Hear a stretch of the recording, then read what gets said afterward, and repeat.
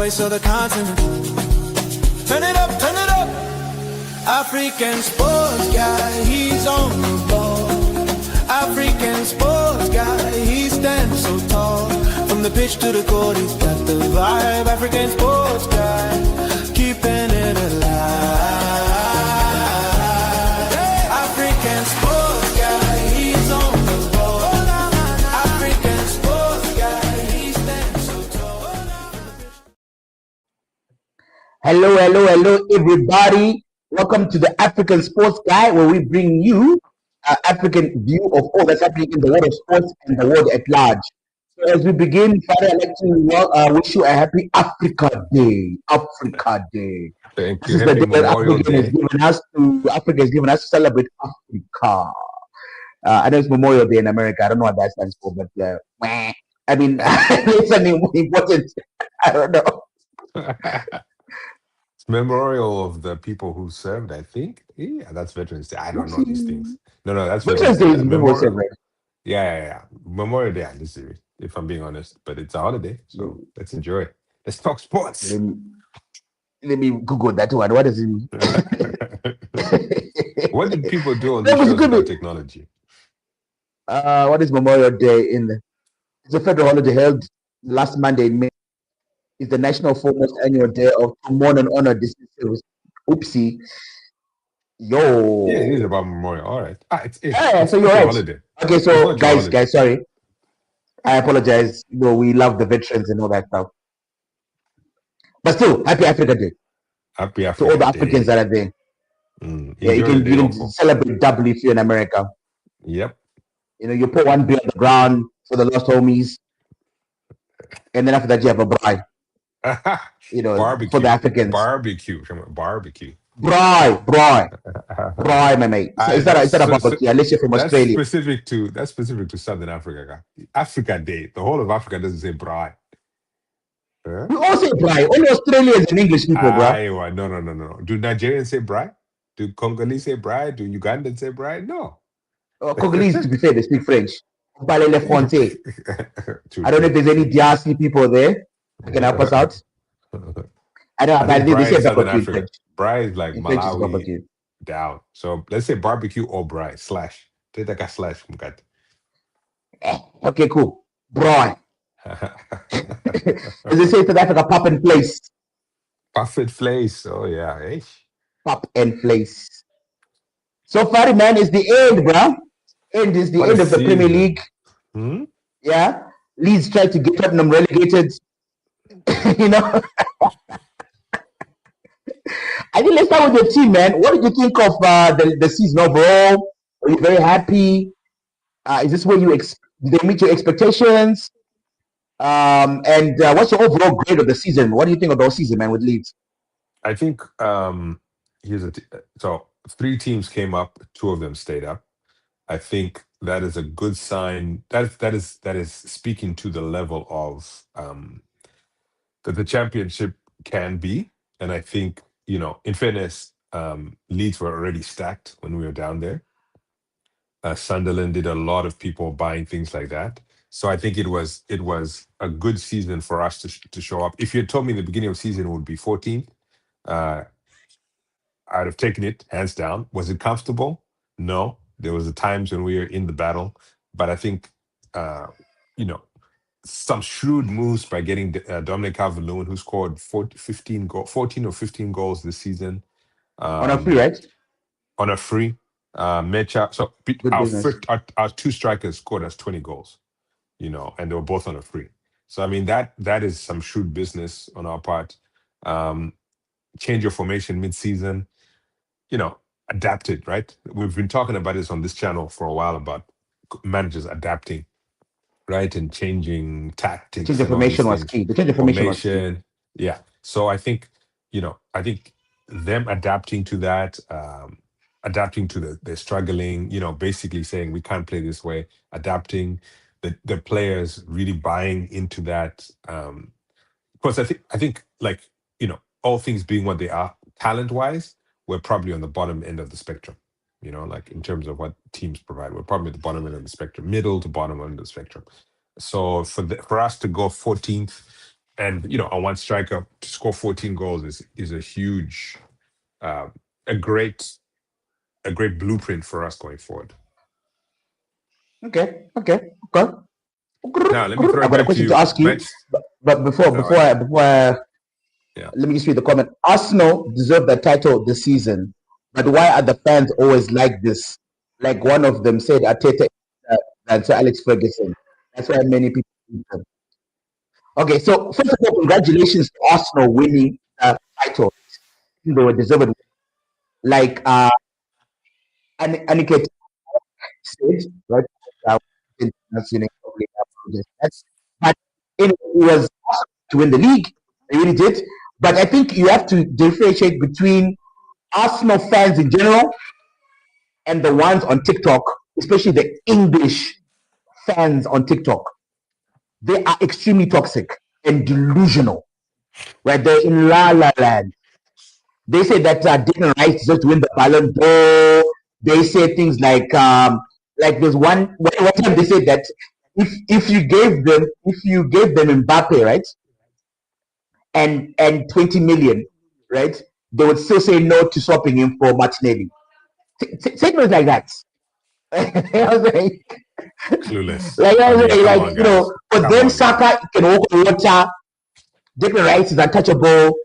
It doesn't matter. So I think that the Arsenal players and the Arsenal fans around the world, especially in Africa, they're more grounded. They're just enjoying the first win in 24 years. And I think they deserved it. So that's to answer your question there. Now, for Leeds, I've got one question I need to ask you, right? Southampton, right, finished in the European places. Is that a standard that maybe because they also came up this year, right? So is that a disappointment for you? Do you feel like you guys fell short of what your potential, or do you think that Southampton was just a fluke? Because Sunderland, not Southampton, because they finished 7th and they're in the Europa League, right? Yeah. So I think Sunderland. Are you jealous? No, because this is what I'll say. I think congratulations to Arsenal. I'll start there, right? I think them winning.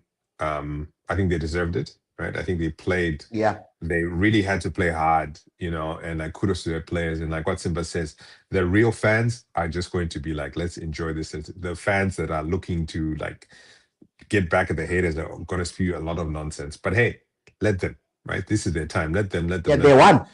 Right? They won. So we should just assume this is what they're going to say. Let them. It is what it is. And if they win the Champions League, it's going to be powers. Sunderland, yeah, I know. If they win the Champions League, we should all turn off our anything to do with Arsenal because we're going to hear it forever. Forever. Arteta will become the GOAT of English. Yeah, he'll be Italy the GOAT. So for Sunderland going 7th, I think it's good. Like they were very shrewd in their purchases. I think their board spent money in the right places. They got Granit Xhaka. They got a lot of these young guys. They invested a lot, and the team really vibed. I think in general, this was a subpar season for the English Premier League. I think this was overall. I think and not to take away from. Yeah, but not to take away from the Arsenal's. Obviously, Arsenal people are going to feel some sort of way about it. A win is a win. You've won the title. They can't take that away from you. But in terms of form of the league, I think in general the form of the league has just been mediocre. Which is to Leeds' advantage, right? Which is to Sunderland's advantage. You know what I mean? Which is to these other teams. West Ham wasn't good. Wolves weren't good. I mean, Chelsea wasn't good. Liverpool isn't good. Like there's so many teams that it's just in general, if you look at the season, I think if we're trying to be objective, and it's hard for me to be objective because I'm a fan and my team stayed up, but it feels like a subpar. If this was golf, this would be a +1, +2 season as opposed to a minus season, a good season. In general, the competition wasn't there. Now, because it was subpar, there was more competition in different ways. You know what I'm saying? Aston Villa coming and It was being a more threat. competitive. You know what I'm saying? Like, and it's good for many teams. Manchester United, great for Manchester United, great for their, star player who won the Player of the Year. You know what I mean? It's good for them. Good Fernandes, for um, Captain uh, Magnifico. good for Sunderland. These teams who, like, again, Sunderland us are probably at a decent level. They just got wins at the right time, and they started slowing down at the end of the season, right? But they had made such a they had front loaded themselves so much that, like, it kept them. They were in it the whole time. They Who were finished higher in the championship? Was it you? Was you or Sunderland? we were number one.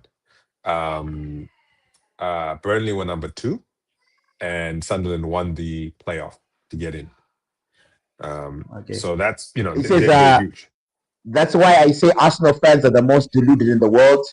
Just won a league title, but have the ego of Real Madrid. Anyways, love from India, my brothers. Hey, love Here's India, the bro. here's the I thing. Here's swear, the I thing. swear, I love India, bro. Here's the thing, Ken. Yeah, I don't know if you watched last. Simba was talking about Sri Lankan food, Indian food. So if you have any biryani to send us, some good biryani. We love some biryani here. Love that dish. But coming to Arsenal fans, like, let's. You mentioned Real Madrid. Not a single player in the Spanish team is from Real.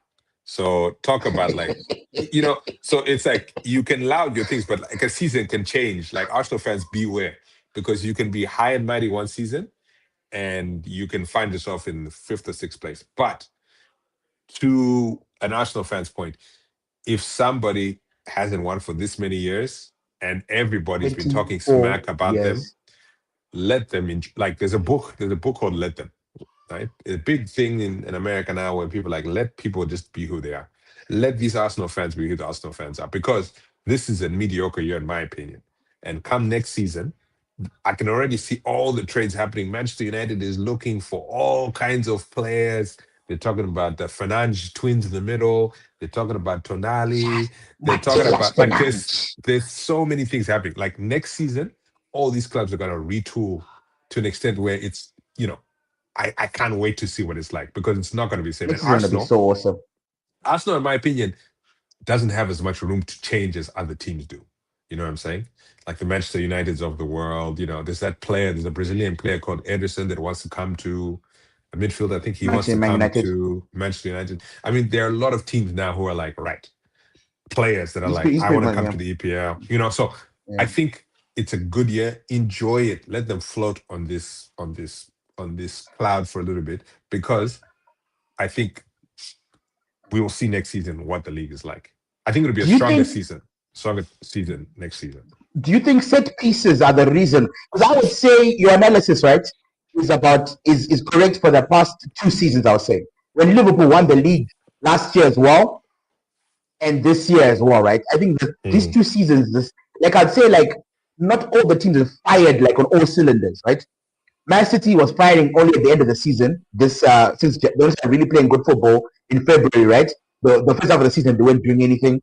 Last year, Man City were whack the entire season, right? Man United was where it was. But like Man United finished 14th or 13th, Tottenham finished 15th or something like that. Yeah, Like 15, right above the relegation, right? So those 2 teams were out. Chelsea were up and down. It was only really Liverpool and Arsenal last season, right? And Arsenal choked as well. Come January instead of choking, right? And so this season again, it seems as though like Man City only played half a season, Man United only played half a season, Aston Villa only played the first half of the season. Aston Villa were amazing, 10 games in a row they won, like 11 games they were undefeated, right? Like so they were undefeated for 11 games in the first half of the season, but Chelsea were whack, were in Borch. Tottenham were in Borch. Man United the first half were in Borch. Man City the first half were in Borch. Liverpool were never affected at any time, right? yeah. At Newcastle had a terrible season, right? Awful season, right? So you're looking at like, okay, fine, who actually performed well this season besides Arsenal? Nobody, right? And so you're right, the standard I think has dropped in terms of like domestically the league hasn't performing up to the levels that we're used to it performing, right? Because remember, like Liverpool, literally when they won the title, not this year, but the year before under Klopp, they won it by 1 point. They only lost 1 game. Yeah. right? And Man City lost 2. Like that was what was like the standard. Like it was right up there. You couldn't make a single mistake, right? You couldn't make a single mistake. And I remember like when we finished second under Mourinho, right? We lost 4 games, I think. 4 games and we had like 4 draws. And we were nowhere near the top of the table, right? Nowhere near Man City at that time. So the level, Guardiola's been setting such a high bar, right? And Klopp such a high bar that the last 2 seasons I think has been a bit of a letdown in terms of standard of like, of actual play. Do you think that is because of set pieces or because the referees are letting a bit more go? Or is it fatigue because some teams are doing so well in Europe now? The English teams are doing so well in Europe. What do you put it down to? Sort of like the standard that you put it down, like the level of actual quality in the Premier League, how it's gone down a notch.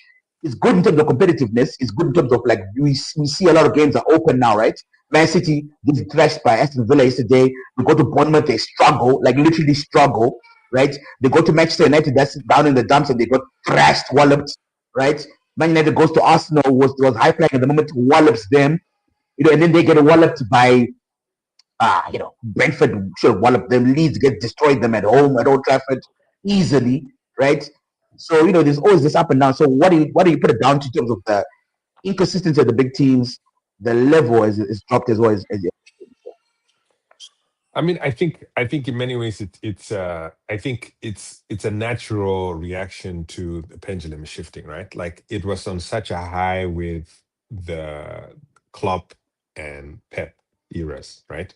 Like that Klopp and Pep era was like 2 of the best managers in the EPL ever, going toe to toe, right? Like setting the standard high, right? Out of like at levels where other teams couldn't get to, right? So you set this standard for such a long time, you know what I mean? And you have 3-4 seasons where it's either one of those 2. It's either Liverpool or Man City. It's either Liverpool. Like that was it, right? Then Klopp leaves, right? And in the same time, you're also having an aging Manchester City, right? Where you're losing the De Bruyne's, one Gundogan's, yeah, exactly. Like Kobani. so, like the reality is that like, I think in a few years we'll look back at this era when Salah, De Bruyne, and this will be in many ways, for me, I think the next big era after The Arsenal, Mourinho, Ferguson, Arsenal. Yes, I think this is going to be the next big era, like the Wenger years, the Ferguson years. You know what I the mean? And it's Mourinho going to years. be the Klopp and the Pep years, and in particular this Pep and Klopp, where it's going to be Yeah, the rivalry. You know what I mean? yeah, They're going to make movies about this. I guarantee you, they're going to make a movie yeah. about this whole thing. Why It's can't going to they be make there. good soccer movies? By the way, you're a movie It guy. well, it You're a film depends. guy. It depends on. I mean, there are some good movies there. It depends on what you want to watch. Because here's the thing, it's about What are movies? Which ones? I've only seen 2 really. Bend It Like Beckham, no, yeah, but right, with the that's lady. That was yeah. so dope. And then Go, the first one. There's a there's a one that you won't like. It's it's called it's about the Damned United, which you guys won't like because it's I about never Leeds watched it. United. Yeah, it's about Leeds United, and it's about an era where it's like post their great manager. Um, Brian Claw takes over. He left Don Revy. Sorry, Don Revy was a Leeds legend, right? Leeds legendary manager, and he left, and they got this guy in Brian Clough, who was kind of cocky and saying, "Oh, I'm gonna do this stuff, whatever." And he lasted 44 days in there. You know, he was at Brighton. Brian He was Clough, doing well. the guy who managed Liverpool. Yes, did he manage Liverpool? But that's a good one in sense of it's 2009 movie, so it's an older British movie, right? But Oh, it's it's got but that it's that guy, Michael my Sheen. Michael Sheen. Michael Sheen is the main guy in it, right? Okay, But it's one because it's not a Hollywood kind it's a of movie. BBC 2 drama, Pari. I know, but here's the thing, Simba. Yeah, This is the come thing. on. Everybody wants you gotta decide. Do you want it to be Marvel or do you want it to have substance? No, I'm saying away is like a like Bend It Like Beckham or Go, right? Those were like proper movies. Yeah, but Not Bend It like Like BBC Beckham is drama items, but Bend there's It plenty of Bend those. It Bend It Like Beckham it's like it's a feel good movie, right? That's a rom-com. It's not a rom-com, but it's like It was a dope movie. yeah, Popular. but here's but like Field of Dreams for baseball, like Any Given Sunday, football. Remember the Titans. All these great movies for American football. Even for cricket. okay, but here's There's the main thing. amazing movies as well for cricket. Here's the main thing. You're also Even looking rugby, at that's amazing. You're talking about even the Invictus. Invictus, yeah. Again, another including point. Matt Damon. And here's the thing. These are American. So the one thing that America has in abundance is storytelling, right? That's the biggest export. They are professional storytellers, and they know how to tell stories about their sports. Then what about Invictus as well, rugby? That was produced by American producers, and they said this is a story directed that we by want to make. Clint Eastwood, right? Correct. So it's American storytelling. So they're coming in, they're doing this. Americans don't care about border. The only time they'll make. They don't care about rugby. I know, but they care about Mandela. Mandela is bigger than rugby. So the reason, if the United States gets to the quarterfinals of this World Cup, maybe you get a movie interest. Maybe. If it wins the final, they'll start filming the day of. Oh, by the way, I got you so bad. I wanted to get this. When I saw this, buddy, the American football team was being interviewed. The guys in the Premier League.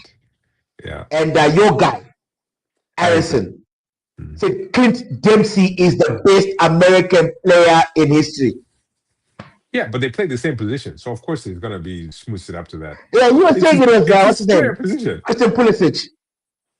Right? You said Clint Dempsey or Landon Donovan. Those are the two guys you mentioned. The ones that I mentioned. I know, but here's the thing, Simba. He's literally his peer is Pulisic. You can't give your peer kudos. You can't say your teammate is the best ever. You want to be competitive, guy. You can't be like, this guy is gonna go down as a legend. If you ask any of the Lakers players right now, they'll say LeBron is the GOAT. Of the Lakers. Yeah, any of the Lakers right now. Which of them would dare say was Jordan is the GOAT? They'll say LeBron's the GOAT. The Lakers players are gonna say LeBron, not Kobe. LeBron is the GOAT? You're telling me a Lakers player is gonna say LeBron over Kobe? Wow, probably. You don't know the Lakers. You don't know the Lakers. Okay. My bad. Be careful there, Papa. Be careful. My bad. Okay, so you're about the quality of the Premier League. So got detailed there. And it's not for the detail, by the way. I think it's a natural pendulum that comes back, right? I think they were in such a high for so long, and I think the game had to adapt. And one of the adapting features was this set place thing, and Arsenal went full on board with it, right? Arsenal were like, this is going to be our counterpoint, right, to all this possession from Pep, or the attacking wing play from like Klopp. We can't do that the same way they can do that. So what are we going to do? We're going to hit them with set plays. We're going to put an emphasis to those things, because what we need to do is we need to score one goal. And one goal, Arsenal. And they really defend well. So they put their stuff into that and they defended well. And it worked in a league that, and I think going forward, I think we're still going to be marred in this kind of you have humps that go up and down, and you have the ones that go down. This is one of those humps that goes down this way. I think we're still going to be in that downwards kind of throw. I could see for at least another season until teams figure out kind of their identity. And I think in that world, the title is more open to different teams in this kind of zone. Which is what the Premier League said officially. They said they don't want one team just winning the league. So what do you think of the fact that Arsenal didn't receive a single red card and the fact that they didn't concede a single penalty? I mean, I'm not the one to talk about Conspiracy or conspiracies. coincidence? I'm not the one I to know you talk don't believe in about conspiracies, conspiracy. I'm not the. but I Paddy, will come say this. on. I will say this. I will say You, this. you have to say this I as will it say never one happened thing. before. I will say one Never thing. happened before. I saw Kyle Havertz foul on the Burnley game, Yeah, that one. Yeah, you saw that one. Yeah, the and I the watched.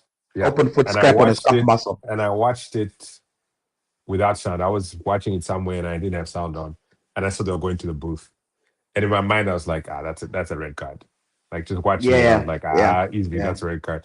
And then I keep seeing yeah. people moving, and then the game starts again. And I'm like, wait, what happened? Like, how did this like nothing happened? Like, I bet he got a yellow or whatever. But I'm like, wait a minute, you're telling me that they looked at this Bruh, bruh. and because I don't think the on field ref was sent to the booth. I don't remember.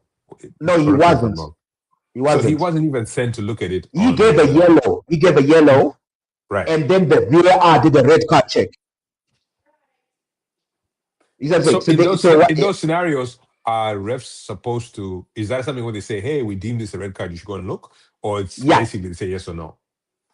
yeah. What happens is that they say it's a if it's an error by the referee, it should have been a red card, right? Even if he gave a yellow. If the VAR think it's a red card incident, we tell the referee, look, I think it's a red card incident. Go and have another look. And the referee, yeah. But if they don't think it is, because what they did was they went on the phone and they said to him, look, just stop the game. Yeah. We're gonna review this. And then they reviewed it. Then they're like, nah, fam, it's cool. Carry on. I mean, that And one they for carried me, on. I haven't seen a lot of the calls, but that one for me, when I saw it, the replay, and they kept showing it again, I was like, this has to be a red card. Look, the law of But averages, again, but what about bad calls? Right? So for instance, the same week, Man United had Mbeumo had a handball, and then they led to a goal, Cunha to score. Right? Like, I'm a Man United fan, but the rule is clear. If there's any hand, whatever, build up in the build up to scoring a goal, the goal is catch automatically, whether the handball is intentional or not. Right?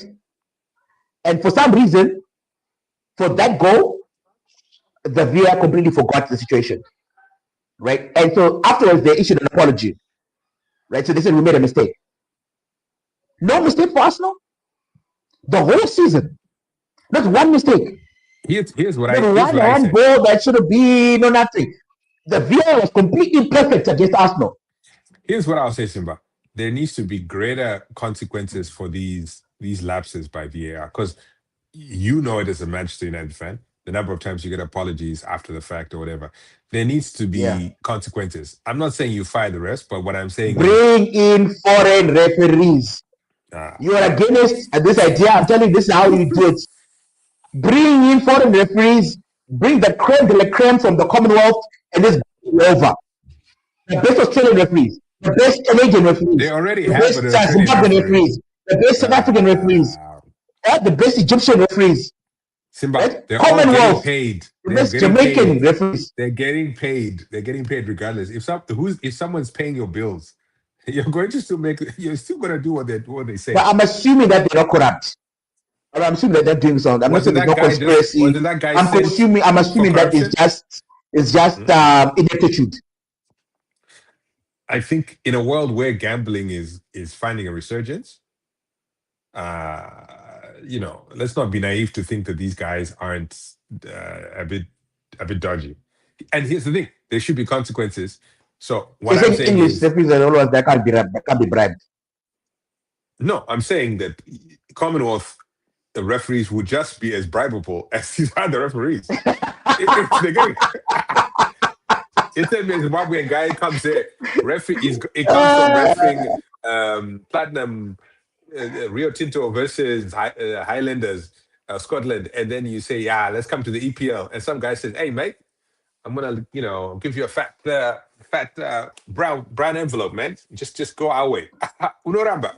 Nah, yeah, I don't know, but because it's a short-term gain, you're forgetting the future. Exactly. It's a short-term gain. You're not guaranteed to keep refing for what, 10, 15 years? Dude, imagine what he has to lose, right? Right now, he's got a visa. He can go to the UK and live there. Yeah, now he doesn't have to worry about power cuts in Zimbabwe, about load shedding. Load shedding, eh? He doesn't worry about that stuff. You know, hospital free, high school Simba, free, all the stuff he for should free, be his looking. kids, you know. I mean, look, and then referees are well paid. They make about 150,000 a year or something. That's Simba, good money, bro. Simba, here's the thing. If he's And then if Zim is getting like $20 a game. if they're 20 smart, bucks. if they're smart, Simba, he goes and sees the way things are. You think that visa is gonna last forever? You think you alone are going to be allowed to stay over people who are getting deported left, right, and center? You think the world isn't changing to keep people out like who look like us? Take your money and go back home. Nah, and man, live England good. is Pakistan is the taking over England, bro. I'm telling you, it's done, We're bro. not going there. Okay. Regardless, I think there should be some No, consequences look, for I think it's a what's viable called thing, right? VAR. Points wise. The English, I the think there same should thing be with the points nurses. wise. There should be points wise. I think there should be a 2-point version. So a win is 3, right? A draw is 1, Yeah. right? But if there's a foul call or whatever, a team gets an additional point. As a incentivize these players not to mess this up. Incentivize these teams not to mess it up. Yeah. Because there's no incentive. There's no literally. No. Let's get the refereeing correct. No, because here's the thing: you can't it fires if the VAR refs are the same ones that are on the field. So you can't say this guy can't be a VAR ref because he's the guy who's reffing the next game on Sunday. He'll be in the booth. No, actually, no. The VAR refs are normally taken from like the championship and the lower leagues, right? They don't have enough referees. They don't have enough premiership referees. Well, that's what I'm saying. Like what the NHS, which is the National Health Service in England, right? Yeah. What they did when they had a lack of nurses, they brought them in from the Commonwealth, right? Yeah. From like India, Sri Lanka, Jamaica, a lot from Jamaica, Zim, Kenya, those places. But right? Here's the thing, and that helped. That works nicely. Those. Like, why can't they do the same thing for soccer referees? Because those nurses aren't going to be facing the wrath of British hooligans. Let's be real. You think those nurses? Yeah, but referees are protected. Referees are protected. You're not allowed to do any stuff. Simba, in modern age, in the modern age with technology, you think people can't find? Don't go on Twitter if you're a referee. They will find you. Anyway, that's my solution. But we're gonna disagree. Extra point. Zimbabwean referees. I promise you, I'll get fixed, bro. 2 point. But if it was you pay 150,000 pounds a year, let's get. I'm going to check no, bro. You'd be fit, Baba. You'd be fit. They run, man. They run. Yo. Okay, so Arsenal, for me, I thought they deserved their victory, right? I think they were a good team. I thought they played very well in the beginning of the season, far better in the beginning of the season, right? Then I think like they started teetering off. I think the problem with Arsenal is that they haven't won anything, and now that they've won the league, right? I think that's the thing that takes the most, because I think they were being nervous, right? So at the beginning of the season, they were dominant. They were dominating possession. They were creating chances. Yes, they were scoring 2 set pieces. And at the beginning of the season, the set pieces were far more illegal than the ones now, right? But they were still dominating games, and they look like the best team in Europe. They were destroying Bayern Munich 3-0. They were destroying Real Madrid 3-0. They were doing very, very well. They were dominating all 4 competitions, right? And then when it came down to crunch time, that's when Bournemouth FC came out. They were more timid. They're getting more scared. But Arteta's selections became more circumspect, right? And you and me were talking about it. Like, why is he playing Everton and number 10 positions of the number 9, which he's doing now, and which is doing wonders for him now, right? And we talked about how that didn't work, right? Or not playing Eze, now he's playing Eze more, right? Or you listen to us when we talked about the number 6, what's number 6 name? Number 6, Zubamendi. Jonathan Ray pointed out Zubamendi keeps on making mistakes in big games, right? And now Zubamendi is on the bench. Now Lewis Kelly is now playing, right? he just calmed down. I think something came in the spirit of like, I'm not gonna bottle it again. He came and he started making proper decisions, right? And Yeah. now it's bearing fruit. So I thought if Arteta, I think more than anybody, it was important for him to win the first title. Now that that's out of the way, and I think for many ways that Everton game gave him so much confidence because Man City dropped the ball there. Because I think if Man City hadn't lost against Everton, we might have Yeah. seen a Bottle FC situation, Yeah. right? So I think Man City is the one who dropped the ball and then gave Arteta room to breathe and make proper decisions, right? And then also because he was only playing one game a week now, he was already in the final of the Champions League. Mm. So I think that also gave him. So for me, I think now that they've won this title, I look forward to seeing Arsenal next season because I think that's when we'll see the more dominant, the more free flowing. And if they one or two signings, I think Arsenal could be quite interesting next year. But I think this season we deserved it. They're the better team. I think overall, if you look at all 38 games from game 1 to game 38, Arsenal were the best, especially defensively. No one was close to them defensively. No Mm. one, right? They were like, I think they conceded something like 290 something chances, right? Whereas if you look at the guys underneath that, Liverpool, Chelsea, Aston Villa, they were in the 390, so like almost 100 or 70, like 170 more chances than what Arsenal conceded. So the gap was huge in terms of their defensive acumen. And so for me, no, they were deserved champions, you know. Yeah. No, I agree. I mean, Yeah, go. yeah, no, I mean, there's not much to say there. I mean, I think I'm going to Yeah. be interested to see where they retool, where and how they retool, because I think that's Left going to be an wing. interesting to see. Yeah, I mean, I can see them definitely needing a new left winger.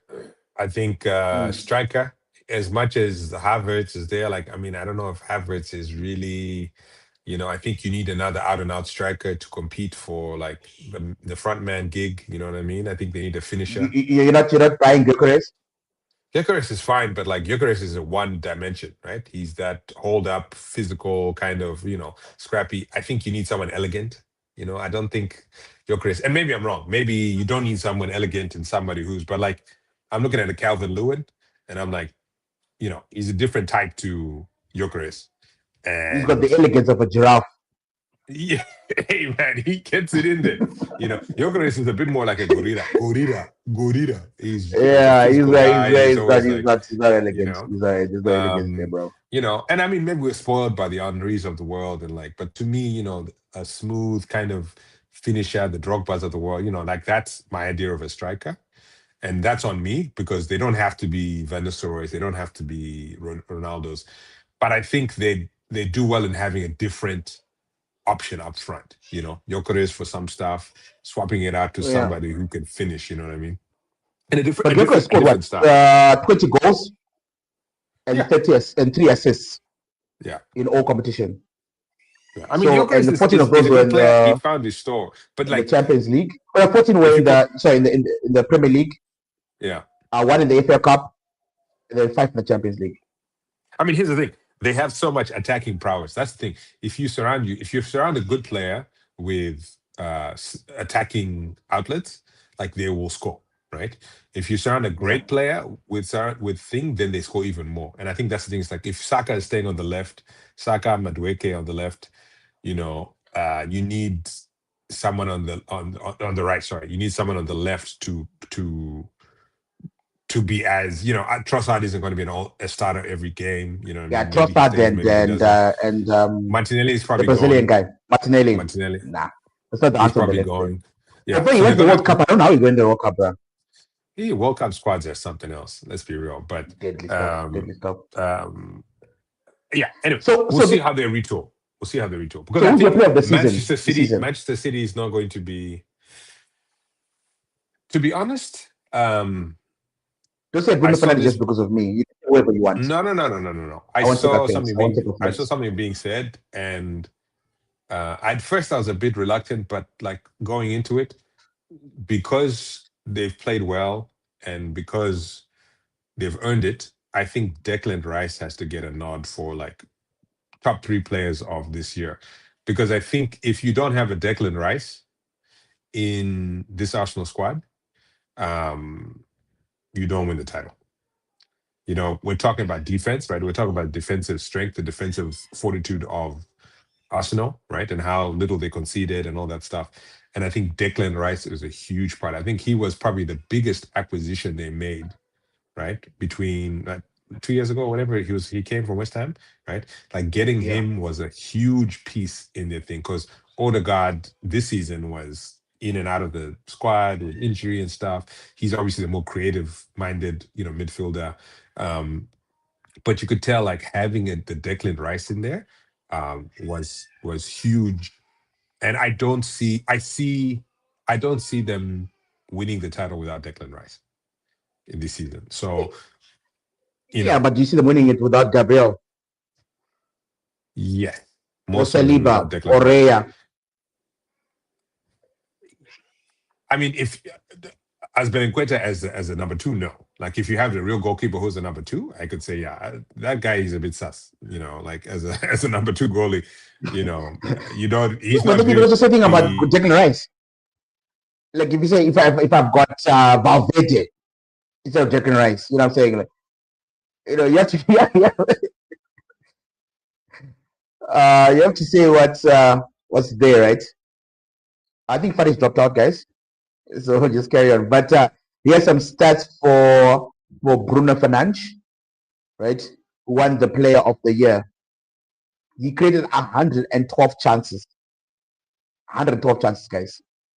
Yo, right? Sorry, back. Yeah.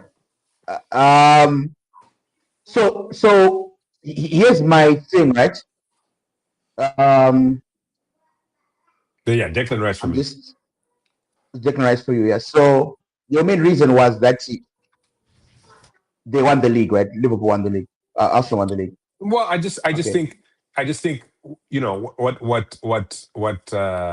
Bruno Fernandes does for Manchester United offensively is what Declan Rice did for Arsenal defensively, and I think at the end of the day, Arsenal's defense is what pushed them over the line. Yeah, but I think you're looking at it from an American point of view, because we're not talking about MVP. We're talking about the best player, not the MVP. Okay. The MVP 100% is Declan Rice or David Raya, if whoever you want to say in the Arsenal team, right? Because the most valuable player in the team that won the league, right? But even that's arguable, by the way. But the best player, right, over 38 games in the Premier League, who was that? Because I'll give you an example, right? In Yeah, but the thing 24-25, is, what are you rating it at? What are you? You're just Salah talking about goals and assists. won the player of the season. Yeah. Man City won the league. Right. 21-22, Kevin De Bruyne, and won that that title as well. I think somebody else, I'm not sure what won. But same thing 20 when Liverpool won it. Kevin De Bruyne won it again. Van Dijk won it in 2019 when Man City won the league. Salah won it the year before that when Man City won the league. Luis Suarez won it in 14 when Man City won the league. Gareth Bale won it in 30 when Manchester United won the league. Wayne Rooney, Chelsea won the league. What is the metric? Chelsea won the What league. is the metric? Because for me, if it's not MVP, what is The metric? for The player of the metric year? is the best player in the Premier League over 38 games. Right, but The what best is player. the metric for that? What is the metric? How do you measure that? Goals, assists, defensive tackles, amount of running? Like, what is the metric? What is the metric? How do you measure? Whether Messi or Ronaldo is the best player in the league? You have to choose a metric. That's what I'm saying. You have to choose a metric. So if your The metric metric is can't be assists because Declan Rice doesn't do any assists, right? So I think here's what you said. The best there has to player be a in their metric, position, right? There has to be a metric. the best player, the first thing, the first metric, who's the best player in their position, right? Okay. Obviously, the best attacking midfielder on earth right now is Bruno Fernandes. Yeah. Right? That's number one. Number two, I think you look at who's the most important player, who's performed the best, like who performs more consistently and who performs the best, right? So I think that if you But break what a is the record, best? Yeah, so I think but- if you break a record, if Declan Rice had broken the record for tackles or for headers or for possession or for passes, or for whatever defensive metric you want to put forth, and if he had broken the record, then fine, maybe you'd be in the conversation, right? But Bruno Fernandes broke the record for assists, right? Yeah, again, he created the most chances by far. I've also said right? that this is a weak year. So, yeah, it's a weak PL playing year. in different positions. Take that into account. And even in the beginning of the season, he was playing in the same position as Declan Rice. But he was creating way more, right, than what Declan Rice was doing. And also, the players in the league voted for Bruno Fernandes. Here's the thing: if it's so his fellow professionals voted for him. If the metric is importance to your team, right? Then Declan Rice and him are probably. I think Declan Rice is probably higher up. If the second metric for your his team, yeah, importance to your team. Obviously, do you think Man United can win a single game without Bruno Fernandes? I mean, it's questionable. Yeah, okay, fine. That one, I'll give it to Bruno. Bruno gets that one, right? What about Calvert Lewin for Leeds? Yeah, he's our most important player this season, for sure. The question is metric. So, yes, I think Bruno is going to get it this year because he's got it already. He has the assists. Yeah, he got the assists. But I think ultimately for me, it's like if the metric is just like what players feel and like, you know, it's not based on assists. It's not based on. It's based on like who's the important player. Yeah, but I mean, here's the things about the best player. Yeah, that's fine. I still think Declan Rice is. I think because Arsenal are stacked in ways that Manchester United haven't been for the past couple of seasons, right? Then Declan Rice's contribution seems lesser than. But I think if you're looking at Manchester United would not be where they are without Bruno. No one can dispute that. Right? No one can dispute that, right? They cannot Carrick should buy him something really nice over this break, over the 2 weeks that he has off, because now he's going. I think the salary is good enough. I think his salary is good enough. He gets a lot of money, bro. But and he's the captain. So yes, in a year that, again, I've said this from the outset of this, it's an off year and it's a low year. I think Bruno Fernandes does shine comparatively.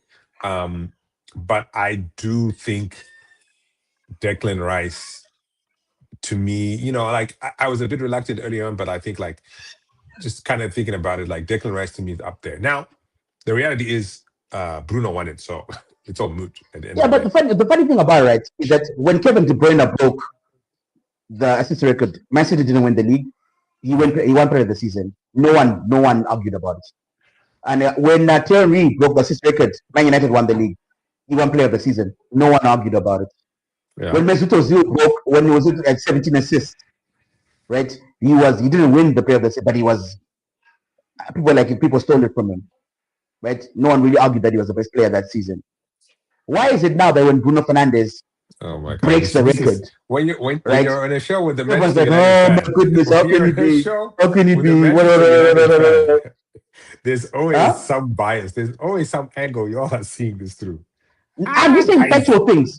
We're tired. He created the most chances of this conspiracy against Manchester United. No. I'm just saying. Do you know how many chances Arsenal created? Simba, this is what it's going to come down to. I'll tell you why. Bruno Fernandes is not as likable as those other guys. End of story. Yeah, he's a whiner. That's what it comes down to. If like everybody loved De Bruyne, everybody loved Henry, Özil was like a really popular at the time. Like they were likable players in that way. Bruno Fernandes is kind of annoying. He's kind of a guy. You know what I'm saying? So that's the unwritten. That's what no one is saying. He's not as likable as those other guys, and so people are whinging about it. Okay. You know what I'm saying? Like you can't knock his talent, but he's a whinger, he's a whiner, and when you're playing against him, he's annoying. You're rolling your eyes all the time. Every team has that player, right? Every team has that player. I understand he's a whinger. Look, for me, even but if you look at his, I saw his interview with his family once, and they were saying, look, he can't help it. He's a very emotional guy, He's very, very emotional, right? And that's how he is. He's just a passionate, emotional guy, and that's how he's always been that way. He says he can't help it.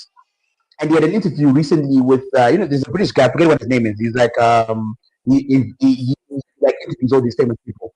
Not Piers Morgan, but Munya forget what his Chawawa. name is. Munya Chawawa. You want to come and join us? Munya Chawawa? No, Munya Chawawa. No, Munya Chawawa. But anyway, he was crying on that interview. So he's emotion is not a bad an emotional thing, guy. Emotion, it's just that crying is not a bad. I don't say it's a bad thing. If you have the list, apart from Suarez, who was also unlikable. Like Suarez, talk about an unlikable guy. My God. I mean, definitely more unlikable by far. Now, I'm biased because I'm African, and this is African sports guy, and we don't forget the World Cup handballs. We don't forget those things on this channel. It's unforgettable. But the reality is, like Bruno, some people are just going to. It's how you're seen. It's how you're seen as a player, your persona. And unfortunately, Bruno's persona is a little bit, like it as a Manchester United fan. He just has a certain persona that can rub people the wrong way. And I think that's why people are a bit like, Because go through your list. Bukayo Saka created 61 chances. Likeable. Martin Odegaard, 39. Alessandro Trossard, 36. Declan Rice, 13. Bruno Fernandes, 112. No one likes Bruno, Simba. That's the reality of it. So here's the thing. If you're a Manchester United fan, my guy, bro, come on, bro. Yeah, but it also, Simba, it's like the thing is, if you add those three, 60, 30, 30, right? You're getting to that 90, 100 mark, right? Those are three players on the same team. Bruno had to do it himself. So yeah, of course, the numbers are going to be higher. It's swayed. You're looking at a stacked team versus a team that relies on one player. One player. Who's the second assist in Manchester United? Give me that stat. 120. Who was number 2? Let me look that. No, that's chances created, not assists. No, that's chances created. Chances created. Okay. Manchester United played. Or Dogu. Is it Dogu? It can't be. I'm just guessing. He was out most of the season, but it's probably Casemiro or maybe Mbemo. I don't know. Maybe. I'll say Amadou Mbemo. Cunha, maybe. I was supposed to say Amadou Mbemo. If I'm going to say Mbemo 30. Okay, Mbemo, your striker is right. Mbemo 30, Amadou 29, Dogu 24. Yeah. Oh, but only first say 136, not 112, not 112. Yeah. 136. So again, you're doing it all yourself, right? You're doing yourself, but it's also part of this formation. It's how they play, right? Like he's sending balls forward. It's not a wing play like it used to be. Let's talk about Manchester United all days. You knew who was sending the balls in. You knew who was on the left. You knew who was going to supply the ball, right? Look, that's what it was a different system, right? So in this system, but yes, why is Bruno Fernandes not getting the love that these other guys did? He's not as likable. And it could be based in his emotional, whatever. There are a lot of emotional people that have played this game. And Bruno just rubs people the wrong way. Suarez was annoying, though. Suarez, 100% annoying. Suarez was annoying. Okay, so we're going to look at the NBA now. We'll get back to Premiership.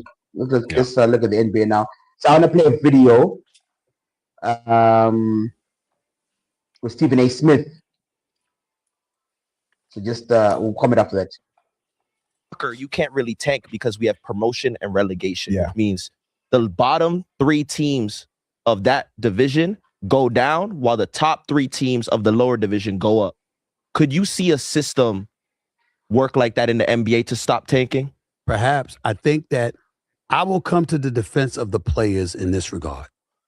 I will never accuse an NBA player nor any professional athlete, because I think it's disrespectful because they're the greatest athletes in the world. Mm-hmm. You made it to that point, you're the greatest athletes in the world. When I go off and I'll sit up there and say somebody can't play, whatever, I don't mean it literally like against us. I'm talking about against their contemporaries. Right. Because obviously they're the creme de la creme and they deserve that respect.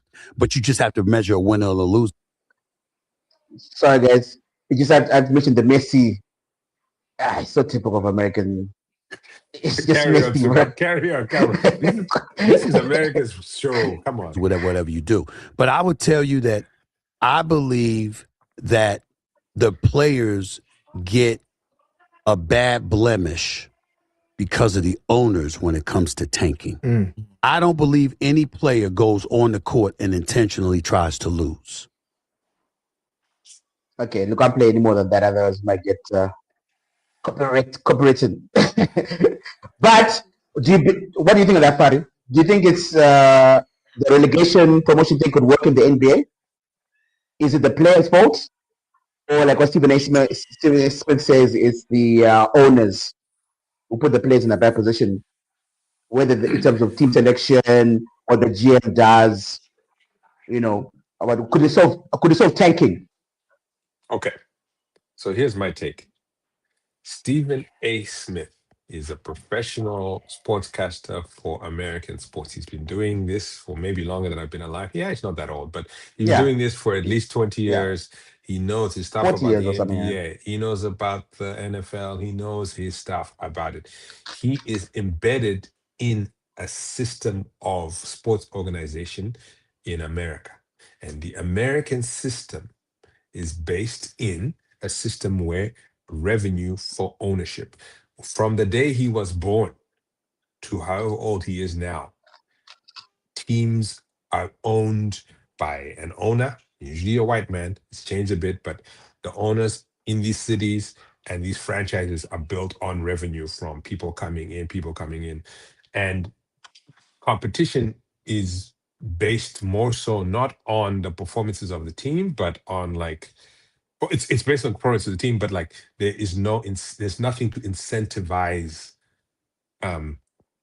any changes per se, because the teams are always going to be there next season. The Mets can have an awful season this season, and they are guaranteed to be in the league next season. And that goes for nearly every sport in the United States, right? All of them. Across the board, right? From hockey to baseball to across the board. And Stephen A. Smith is part of that. So Stephen A. is then saying, I don't want to blame the NBA players. When Leeds were relegated, when West Ham are being relegated, when Wolves are being relegated, when Burnley's being relegated, no one is saying you players are bad, right? And that is the fallacy that this Stephen A. is coming from. Of like, this is about the players, and I'm on the players' side. No one is saying that that Bowen deserves to be relegated. No one is saying that Gomez for the Wolves is a bad player and he should get relegated. What it's saying is that your franchise hasn't stayed to the competition level that we expect in our league. So you need to go down, retool. And these players have the opportunity to either stay there, right? Getting paid what they're playing and come up with their team, if they so choose, or they have a market where they can go and find another team that can see their potential and be like, you know what, I'm going to take you up here because I can see you've got talent. That is not a blemish on the players, right? It's a system where organizations are incentivized to perform at a certain level when there's a certain standard that the league sets. The EPL, La Liga, Serie A, they all have levels, right? That they say, this is our standard. This is our standard. And you can't lock your place in by buying a spot. I'm going to buy a spot here and my spot is never moving. You know what I mean? In America, you can buy season tickets for I can buy these seats in the stadium. And so to them, it's like, I can pay for these seats. I'm guaranteed to be here every year. You know what I mean? Yeah. It should be a thing where it's like, no. This is not, like, sports shouldn't be like, I'm guaranteed something because I paid the price. You should be expected to reach the level of that league, right? Of that sport, to be like, we are at this tier of level, which is why MLS will never get to the levels of even the most mediocre of European leagues, right? Because you don't have a level of organizational competition. The organization isn't competing. It's saying, all right, we'll have another go of it next season. So do I think it'll happen in US sports? It's going to take a huge shift. And I don't see that happening because America is the world of profit. it's a bit odd. It's a bit silly to me because you can make a lot of money if you do come up. Like if you actually embraced it, you could see the potential of this. Where you have now you're having. It seems like a really un-American. It does. It seems like almost communism, right? To say like no matter how you perform, you're still part of. Right? Whereas in like meritocracy, relegation, and coming up, what's called the promotion. The promotion. That sounds like the most American thing in the world. It isn't, because I'll tell you why. On paper it is, but in reality, America is, in my opinion, and I'll say this, I'm not going to say this, but in my opinion, America is a place of sentiment, right? There's a lot of sentimentality in, them being like, we were trash and we've made ourselves and we are great, and they like consistently stability. So they always have these kind of things that they look to, right? This year, July 4th, America is turning 250 years old. Yo, right? That's the great. 250th year. Now, in America, and I've learned this being someone who was born here but grew up in Zimbabwe and came back. I've learned that there are traditions. American loves tradition. They don't have culture in the way some of us have culture, right? Africans. Of course, they're a young country. They're a young country, yeah. But they have traditions that they hold to steadfast, and they hold on to those. In many ways, to them, that's their culture, the traditions, right? Yeah. And so the idea of saying, okay, we're going to take a traditional team, Yankees, Red Sox, and we're going to send them down is like saying Thanksgiving is like, we're going to stop doing Thanksgiving. It's just foolish. It's just un-American, right? How can you not do that? That's absurd, right? As opposed to seeing it as like, no, competition is good. This is good for thing. And this is why Great Depressions happen, because it's a system that says we're all about the best, whatever gets it. But it's also within this kind of echo chamber of things, and certain establishments are allowed to build. And then when those crumble, they try and remake it. But there's always established companies in any field in the United States, be it film, be it sports, be it finance, be it medicine. They're going to be the established companies, and they will do anything. There's a whole opioid crisis, right, that happened in the United States, still happening, right? But where these big pharmaceuticals were basically caught lying about things and cheating and basically getting people addicted. About fentanyl and stuff like that. And the Americans, some of these companies are too big to lose, so they pay big fines. They get their hands written, but they will not get broken down or whatever. Of course,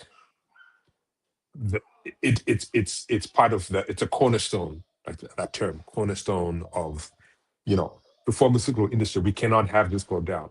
Yankees are a cornerstone of baseball. You know what I'm saying?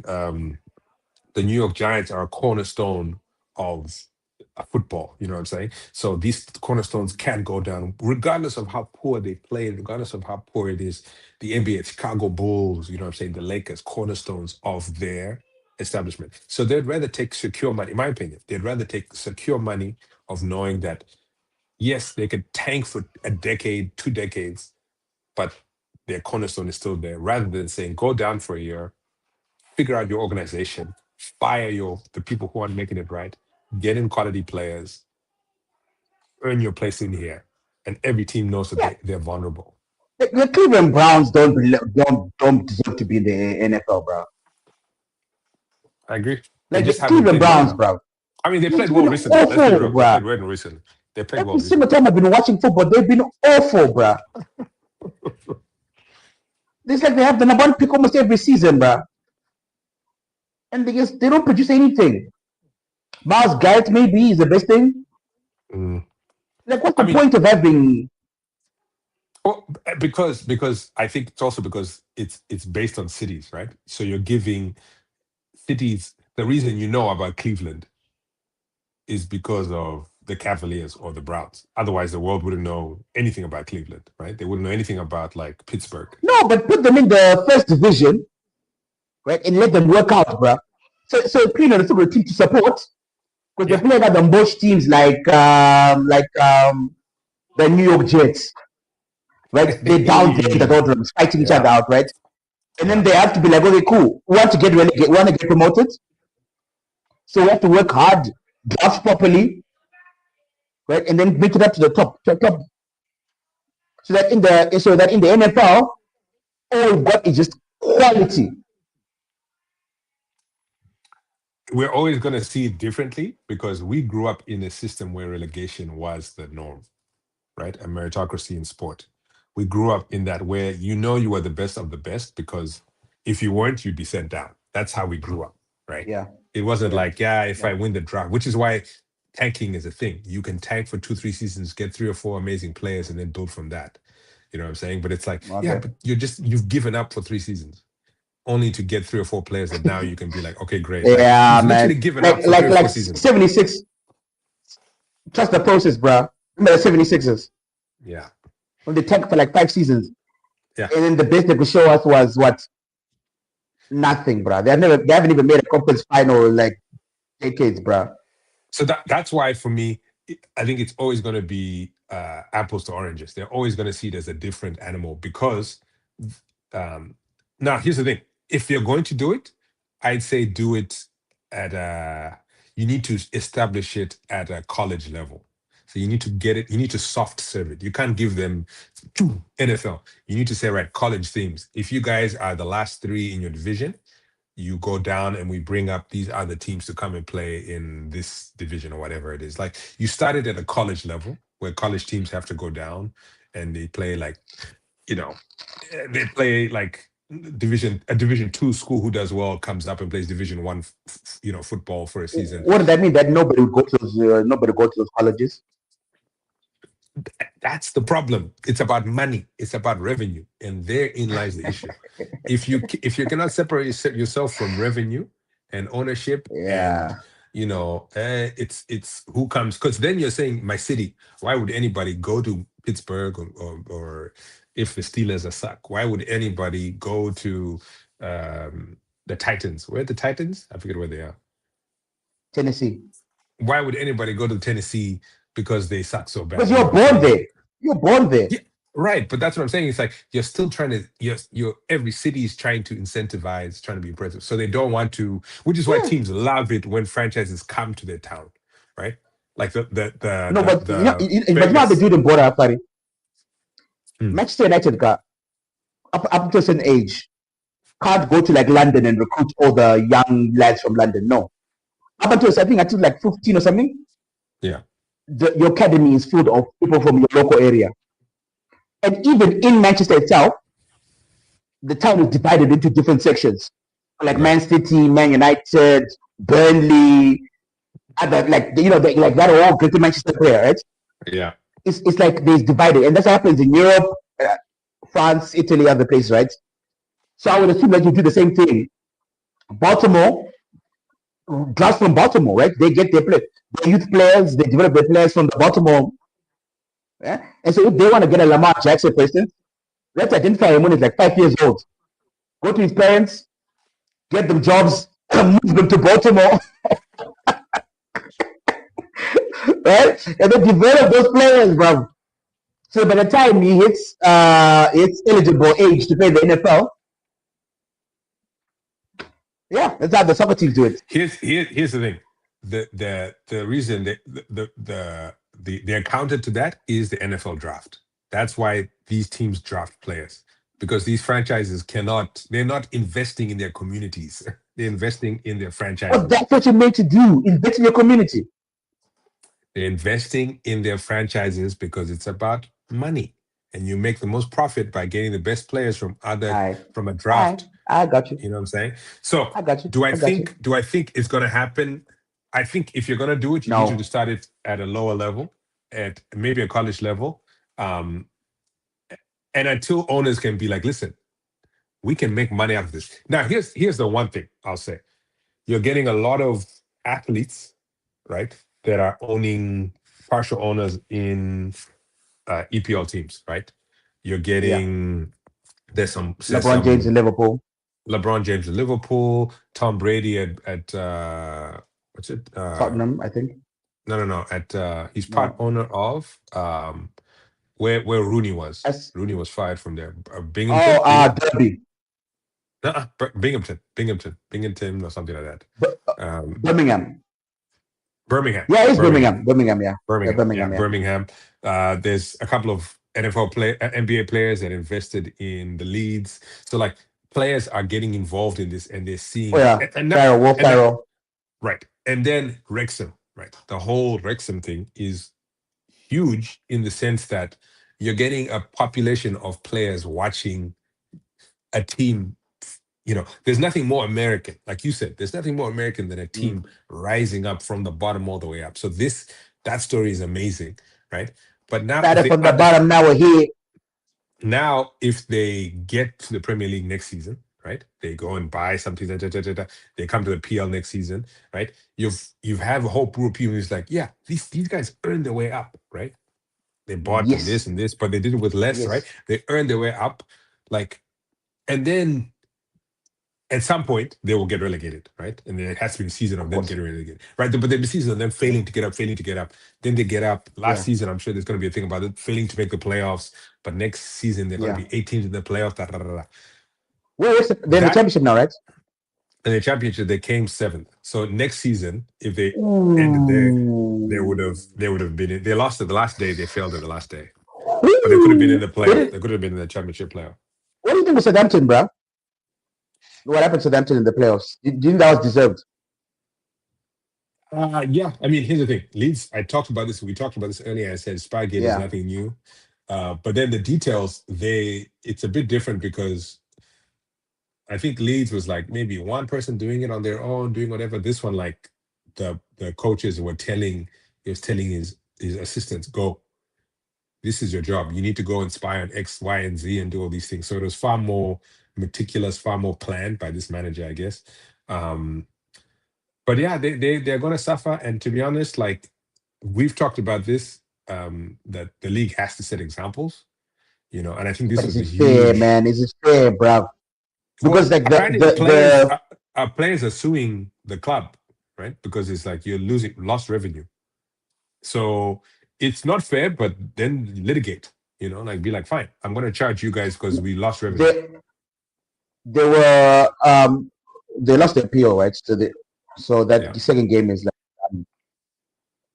Yeah. Like done, bro. I mean, if I'm a Southampton fan, I'm pissed. If I'm a Southampton fan, I'm pissed. I think it's a bit extreme. It's not extreme only because the level of it, and this speaks to your point, where I was like, it's going to be a bit lenient for Manchester City. The level of the spying was, because again, I told you this has happened. Leeds came back, everybody's talking about, I remember Leeds Spygate, they only got charged £20,000 today. They were getting charged so much money, right? They were trying to compare. And the lawyers were like, listen, these are not apples to apples. Like Leeds did it one level against Derby.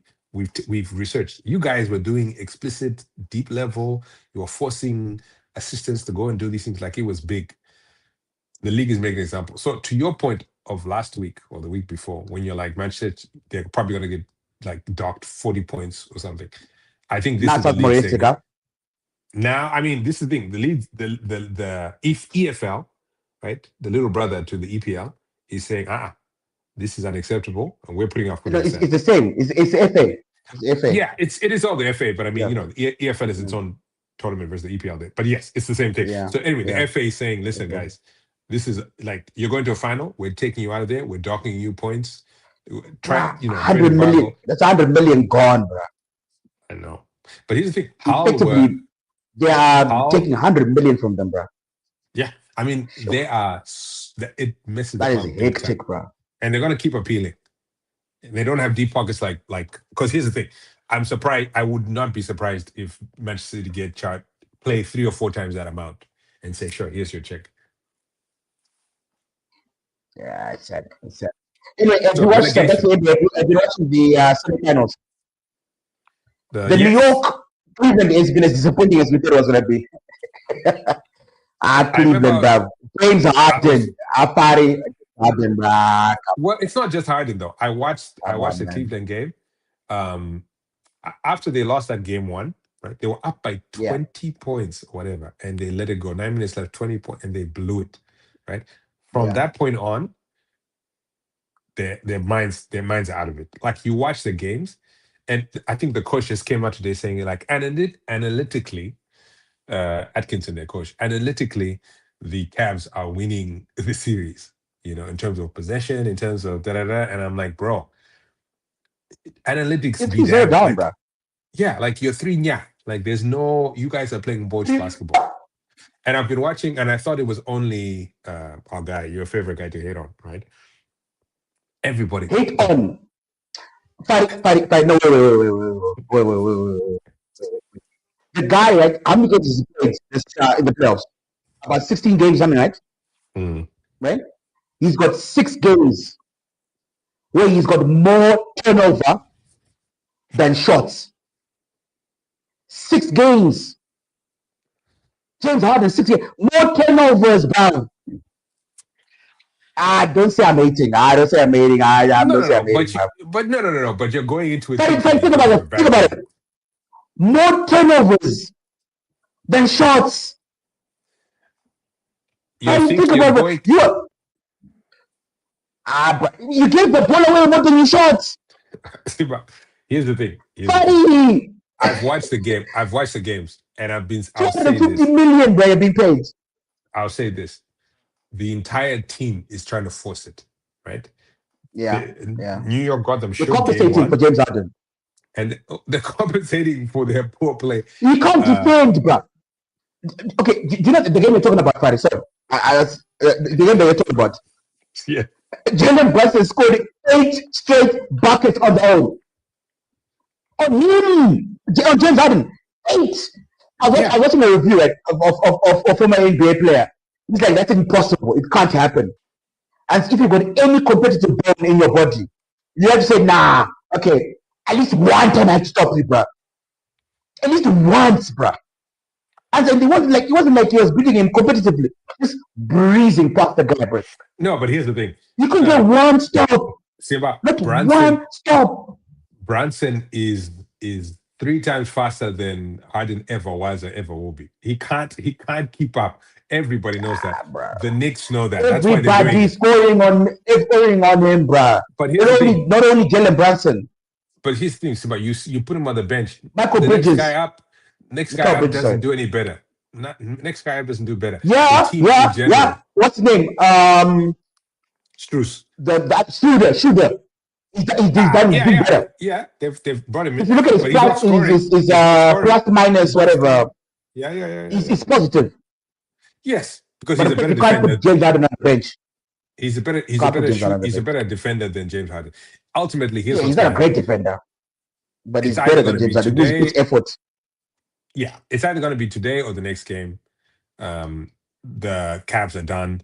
Jalen Brunson have proven. I remember I was watching listening to our podcast actually on Spotify, and the part about the who owns New York City, guys.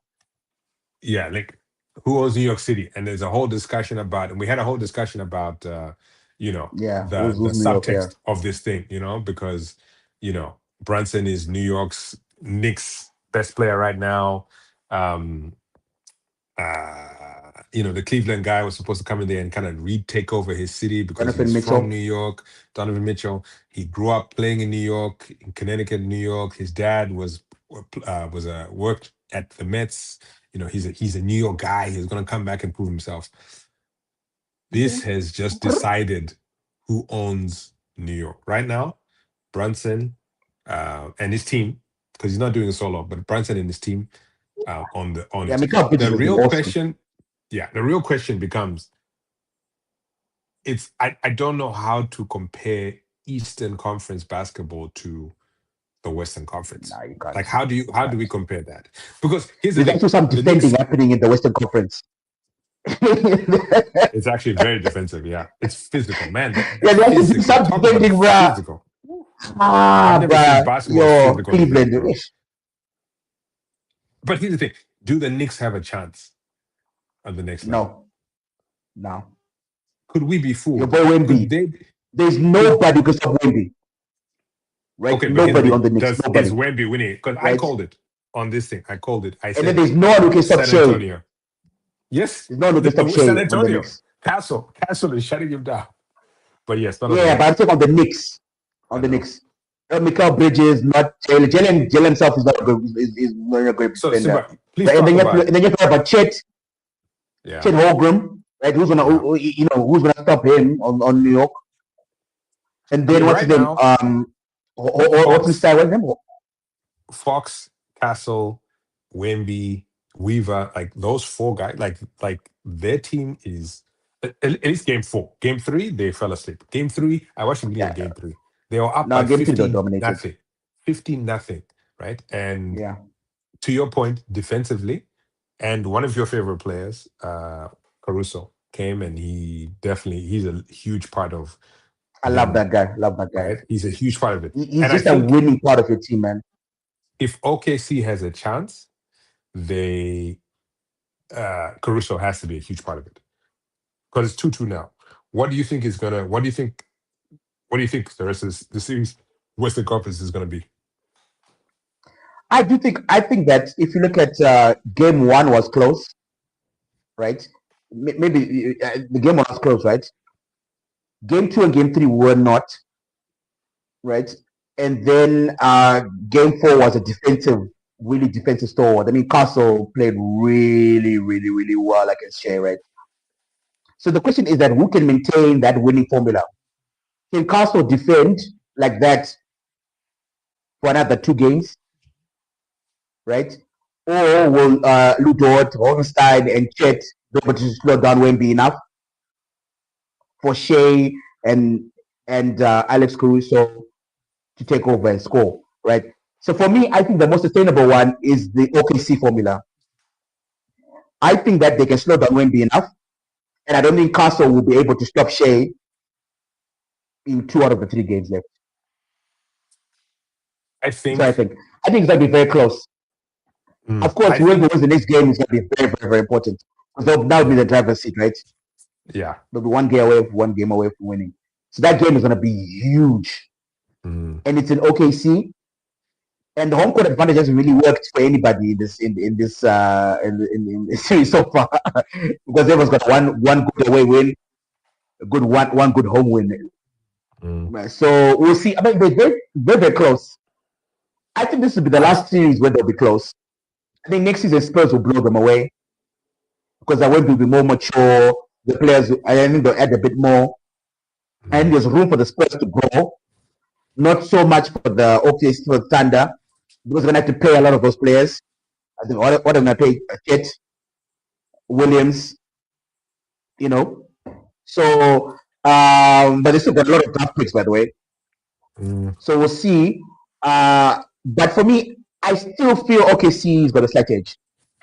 But I would not be shocked at all if Spurs won OKC. But the winners obviously coming from these 2 teams. I mean, it seems inevitable. For me, I think the one advantage that the Spurs have now over OKC is Williams not being fully healthy. 100%, yeah. 100%, yeah. Because I think it is showing. It is showing, yeah. Game one, Williams was healthy. Fox was on the bench, right, for the Spurs, so they had kind of that disparity.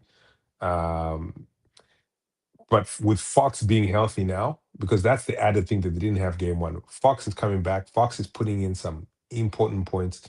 Castle is playing some of the best offensive and defensive ball he's played, this season.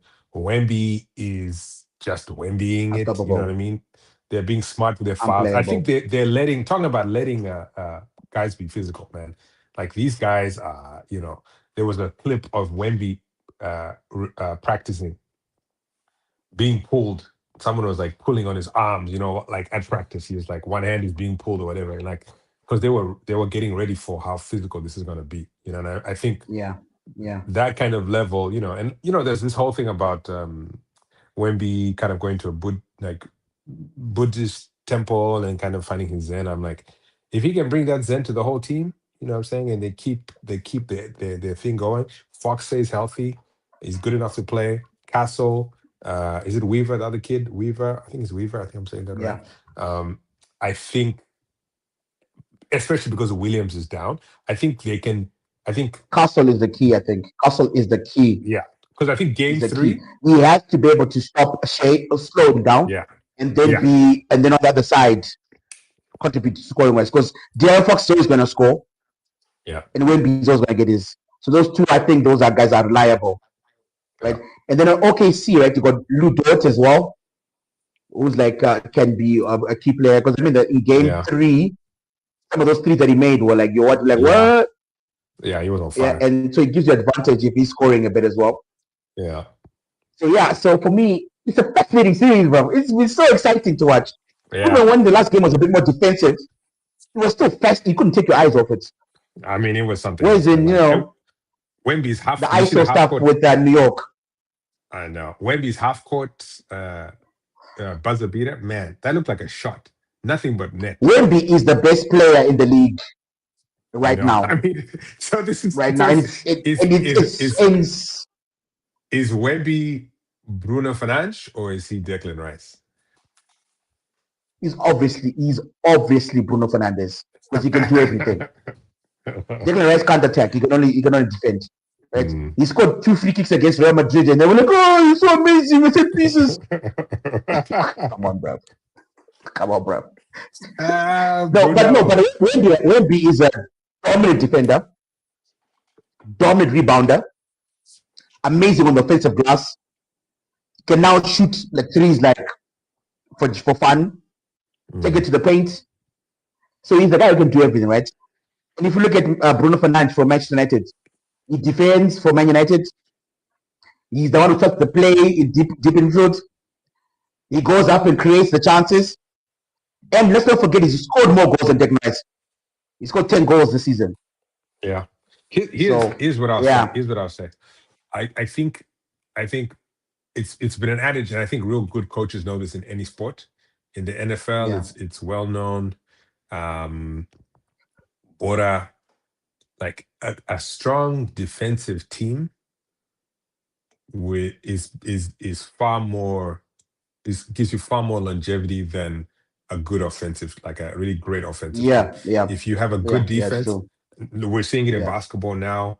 We've not in the NFL. The Giants won 2 Super Bowls based on their defense. You know, like you don't get offensive juggernauts. Steelers were so dominant, right? You don't get offensive Chicago Bears the way you. And if you look at teams that aren't doing well, you look at the Liverpools, you look at the Manchester Cities. Where are they suffering? It's their defense. So going forward, I think to your point, the Western Conference winner will dominate against an Eastern Conference team because they are so defensively focused. And offense you can always shut down offense, but if you can't learn how to defend in the middle of a series, you can't. There's nothing you can do. What are you gonna do? What are you gonna do? But it's scary how good Wemby is, right? Because I was looking at LeBron in his second or third year, nowhere near what Wemby's doing now. And I think even Jordan wasn't that. No, he was good. He was still very, very good. Because I think Jordan was a bit older than LeBron and Wemby when he came to the NBA, right? Because he had like 3 years in college, right? College, yeah. Yeah, but when you see Wemby, I see that Jordan in him, right? He wants to win. And whenever you ask him, he's not like humble like LeBron. You know, he's like, I want to win the MVP. I want to win the Defensive Player of the Year. I want to win all these things. And I want to win the title. Like, you know, whereas LeBron was a bit more diplomatic and all that kind of stuff. And he was a bit more nice about it. You know, but Wemby seems like that killer in him. You know, that dog in him. He's the best thing. And I think he's gonna be. I think he could be a GOAT. He's got good potential. I mean, the best thing for the NBA, he doesn't get injured. Basically, this is the future of the NBA. Is this rivalry, right? OKC and the Spurs is the future of the NBA. I think we're fast going past LeBron. What about Luka? Harden's. Luka, if he's smart, he goes to one of these teams. He goes to San Antonio. You think Luka got dating at the Lakers? The NBA is the NBA architect. If I'm Silva. What's his name? Silva. I'm saying Adam this is what Silva. the new NBA has to look like, right? It has to be OKC built. It has to be young, athletic, defensive-minded players, right? All the old guys should all be on guard. Like all the old guys should be like, I'm going to be a bench player. Obviously, Luka is still solid and he's great, but like he's not going to win on a Lakers team that still has LeBron starting. And it's sad, Look, but like I think LeBron is leaving, isn't he? Isn't he leaving us? I don't know if he is, but he's probably just gonna. I'd just play a couple of games, but like they basically need to build. He needs to take a huge pay cut and be like, guys, I'm playing here because I love the Lakers. What if he goes to Cleveland? What if he goes there? Listen to this. This is a great idea. This is a great idea. Harden is on. He's got a year option, right? Or option, whatever, right? You trade him for LeBron. They are similar money, right? They're similar, so they can work. So the Lakers are trading him because they can get rid of that the contract, right? He can go to another team, the team he wants to go to. But then imagine this Cleveland team, instead of James Harden, the perennial choker, they've got LeBron James. Now, do they take New York out? No. Because now imagine this Cleveland team, right? With LeBron playing the points. Say something. I want to be controversial here. And say that the era of LeBron, Harden's, KD's, Steph Curry's. Yeah, I mean, I think it's over. Like I think this series on the Western Conference Final is what the NBA is going to be. You know, if I'm a commissioner, if I'm an owner, I'm saying I'll get LeBron as my guy on the bench, right? If he's willing to be the bench guy, we keep him, but he's not going to be a starter in this league. Like it's crazy to think of, but like, and now here's the thing: he's 41 years old, going to 42. Why would you want to be on the bench, bro? Correct. That's the thing. He'd rather retire. That's what I'm saying. So for him, he retired. You stay on top. You're not going to be a bench warmer. For the Steph Currys of the world, for the KDs of the world, you're having to start to make these hard choices because again, it's like you need to like Wemby's, SGA's, the Brunsons. Like this is the future of the NBA, and I can see Steph Curry going to like the Spurs, and then coming off the bench there, just as like a 3-and-out guy. So that's like a guy that you just don't go to. If like I'm a TJ Redick there. Yeah, if I'm OKC and I'm the Spurs, I'm looking for like their KD, like what Houston should have been with KD, but they were relying too much on KD. They should be like, no, our team is Castle. Our team is Castle. Our team is Wemby, Fox, and our number 4 or 5 you can rotate in. Right, you're going to be a guy that comes on the bench when these guys go out, who can score while we're there. But we're not going to be. It's not your team. It's Wemby's team. It's not your team. It's SGA's team. You know what I mean? The thing is, the Rockets were trying to say this is KD's team, and these young guys were around him, and that blueprint can't sustain. In my opinion, you need to have these guys being like, are you willing to bend the knee? Talk some are you willing to bend the knee? You know what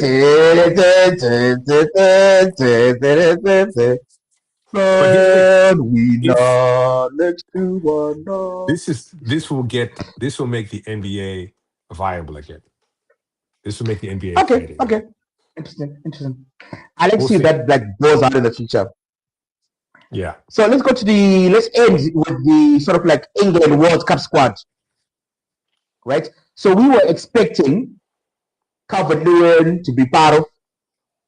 We're also expecting Maguire to be part of. We were debating our Cole Palmer, John Stones, which one of the two will go through there. And then Natuku said, neither. Right? And then, so for me, when I look at the squad, right, let me go through it. Goalkeepers, Jordan Pickford, Dean Henderson, James Trafford. I think there's no controversy there. Defenders, I think that's where we can focus a bit more. because Maguire was left out, right? So was Luke Shaw, which I don't think is that controversial. No. So you got Reece James, John Stones, Mark Gay, Ezri Konsa, Jarrell Kwanzaa, Dan Burn, Tino Livramento, Jed Spence, and Nico O'Reilly. So just looking at the defenders, I think the name that jumps out there is John Stones. John Stones has not played many games for Man City this season. So I don't know how he's part of, right? And then like someone like Maguire is not even in the team, right? So yeah. So what are your thoughts? I mean, Just talk about the defenders. So looking at I'm assuming that you got no controversy about with the goalkeepers, right? No, keepers are fine. I don't know who started. To be honest, I wonder if Trafford looked good. Yeah, but Pickford will play. Yeah, I mean Pickford. No controversy there. You always but I mean, in those three selections to me are solid. Yeah, I think. So just to let you know, Johnson's played 9 games this season. Yeah. Right? He played 11 last season. And then he played 16 the season before that. Okay. So he has not played at all in the last 3 years. But if you're looking at this list, right, your starters are going to be Gehi, Konza, O'Reilly. I think they're playing 3 at the back or 4 at the back. I'm assuming they're playing 4 at the back, 2 wing backs. Okay, I don't know. 4-4-2, I don't know what formation they do, but maybe 4-4-2 or 5. Because they're going to want O'Reilly out. Gehi and Konza. I think Gehi and Konza on the center, or maybe Burn, but I think Konza starts. Jed Spence to me is a weird one. So you say Reece, who would start? Reece James, Tino Livramento, or Jed Spence? I think you start James. I think it's Reece James, okay. And then Nico I don't know enough about Livramento. I don't know about Livramento. Nico is for sure going to be. Yeah, he's good. So you get Reece on the right, Nico on the left, then you get Gehi and Konza in the middle. To me, Stones is the older backup guy. Like he's not going to start a single game. He's going to come in the second half, or he may start the early games against easy things, just get in some game time or this kind of thing. Am I surprised that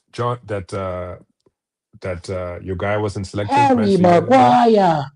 He's not my guy. He's not my guy. Please. I do not claim Maguire. Manchester United defender. He's a Manchester United player. Yeah. Your guy. Your team. He's for my team, but he's not my guy. Yeah. All right. We'll clarify that. Don't put that on me, bro. I think between him and John Stones is kind of like, I think Maguire's played more, but I think Tuchel looking at this list, Tuchel is deciding, he is basically saying, I'm putting a stamp on this team. Like this is my team, right? I am coming in here. The whole world can tell me how my midfield is a bit much, how me taking Ivan Toney is like random, da. He doesn't care. He's doing it his way. And what I will say is, homeboy is bold, because if this team flops, everybody's going to be looking at this list saying, you didn't take Foden. What's a flop for you? I mean, not getting past the quarterfinal. I can see them getting into the quarters. I think them not getting past the, like, if they don't get, I mean, a flop is a proper flop, round of 16, which I think they'll be fine. I think round of 16 going forward, if they lose a round of 16 game and don't go to the next round, I think that's more realistically a flop for me. So if they make the quarterfinals, let's say they lose the quarterfinals, is that a flop? I think so.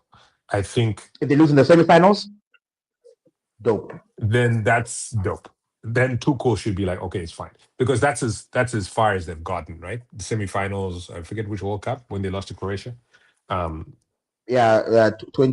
the one in Russia. Yeah, I mean that's as far as Southgate was able to get them. So Yeah, but you I got think them to the that's finals of the European Championship yeah. But I think at home. I think not getting to the quarterfinals. Personally, I think they're going to get to the quarterfinals and lose. Is my Okay, your idea, prediction. my prediction. I think you're not playing enough good football before then. I think with the expanded World Cup thing, it takes you a while before you start playing good teams. You know what I'm Good saying? teams. Oh, okay. So okay, fine. So you're saying Harry Maguire not a big deal for you. You think that No. that he picked John Stones because he wanted to put a stamp like this is my team. No, Yeah. not team picked by the press. Yes, I think he wants a mature guy in there who's not going to like distract. Not a lot of talk about, Maguire has more stuff going, more noise around him than like John Stones does. Okay. Look, I think that it's a mistake. Not one that's going to cost them the World Cup. No. I don't think Maguire wins the World Cup one way or the other. But I do think that Dan Burn, for instance, I think that I'd rather have Maguire than Dan Burn. Because I think those two are the same player. They're very tall defenders. Very, very poor one-on-one. But I think Maguire's got more experience. He's got a better left foot. And I think he's probably more dominant in the air in both boxes. So I would have picked the same squad, but I would not have picked John Stones, and I wouldn't have picked Dan Burn. I probably would have gone for maybe Gomez from Liverpool, maybe Colwell from Chelsea, and then I would have gone for Maguire. But I think it's Dan not Burn a is a better pick controversial for me decision, than by the way. Maguire. For me, I think Dan Burn is a better pick than Maguire. I think yes, Maguire is more useful in the attacking headers, right? I think he's there. I think Dan Burn in general, when I've watched him play, I think he's more. I think he's more reliable at the back in terms of defending. Yes, heading too, but I think in In the terms of like Premiership, look, I don't know about the season, bro, because I've seen Dan Burn, right? I saw him in big games. He looked like a bunch of nerves, bro. Bunch of nerves. yeah, but right? I still think, especially when if you it's look at him just against between him, Barcelona, he looked I so think bad in that game. Stones. I think Stones is more. Stones and Maguire are more in line than Maguire and Dan Burn. Do I think Dan Burn is still the best choice? No, I think there's maybe some other choices out there, but I do. Excuse me. I do think if it's between Maguire and Burns, I think Burns does get the. Okay, just because he's been more, Okay. So the midfield is Declan Rice, Jude Bellingham, Kobe Menu, Jordan Henderson, Ebereche Eze. I love that he keeps his first name. It's so beautiful. Morgan Rogers. He talks about it. And Elliot Anderson. So for me, that's a steady midfield. The only thing I probably swap is I would take out Jordan Henderson, and I'll bring in the Crystal Palace guy, Adam Wharton. Yeah. That's the only swap agree. I would do. But otherwise, I think that's just a good midfield. I think for me, I think Morgan Rogers will do well in this midfield. I think it's overly. I think England question mark is going to be defensively, right? So I think they're a little light in the defensive elements. Yeah, obviously Declan Rice. That's why you pick a Henderson, right? He's more defensive minded. No, Jordan Henderson is not really for the defense, though. Jordan Henderson, he's always played for Sunderland. He's more of you know how no, Jordan Henderson was for Brentford. Sorry, the guy I'm thinking of for Sunderland is the Arsenal guy, the former Arsenal guy. He plays for us, or he plays for Shaka. Granit Xhaka. Yeah. So the two players, they play a similar thing. They're there to keep the ball moving, keep the game moving. They're the passers, right? Yeah. They're the guys that have experience. They stitch everything together and they keep the ball pass. But in terms of, they don't have the legs to defend. Yes. They don't have the legs to defend, right? Yeah, no, that's so true. For me, if you're playing Jordan Henderson, maybe if you say like I'm gonna put like Kobe Menu, I'm gonna put Elliot Anderson, Declan Rice, those are the legs, right? Yeah. And then he can stitch things together. passing the ball to people like Jude Bellingham. What is Kobe? Because Right, so- attacking Eze, Rogers, and Bellingham are all going to be. Those are the attacking, right? There's 3 are just attacking, right? Those are the 3 attacking midfielders. Kobe then is what? He's the holding. I think Kobe has to be on the bench. I will start Declan Rice, Elliot Anderson, and Jude Bellingham. Yeah, so those are my 3. I'm assuming he's playing a 4-3-3. And then I would have, I guess you say, Marcus Rashford maybe on the left, Harry Kane up front, and then Bukayo Saka. But that Marcus Rashford, I could put Morgan Rogers there as well. It's not like a 100%. Yeah. Right. So that would be my start. Like in midfield, I would Declan Rice, Elliot Anderson, and then Jude Bellingham. Because I would say to Declan Rice and Elliot Anderson, right? None of you are number 6. None of you are a pure defensive midfielder. Right. Both of you got legs. You're both press resistant. You both like to drive the ball. So I'll say, like, okay, Declan, when you go up, Elliot, you sit. Drops. Yeah. Right? When Anderson, when you go up, Declan sits. Yeah. And then also with Jude Bellingham, he works very well defensively. Because he also could sit in and play number 8 sort of. And you see what that's for Real Madrid, right? Yeah. So I think with those 3, with their legs, you can compensate for the lack of a number 6.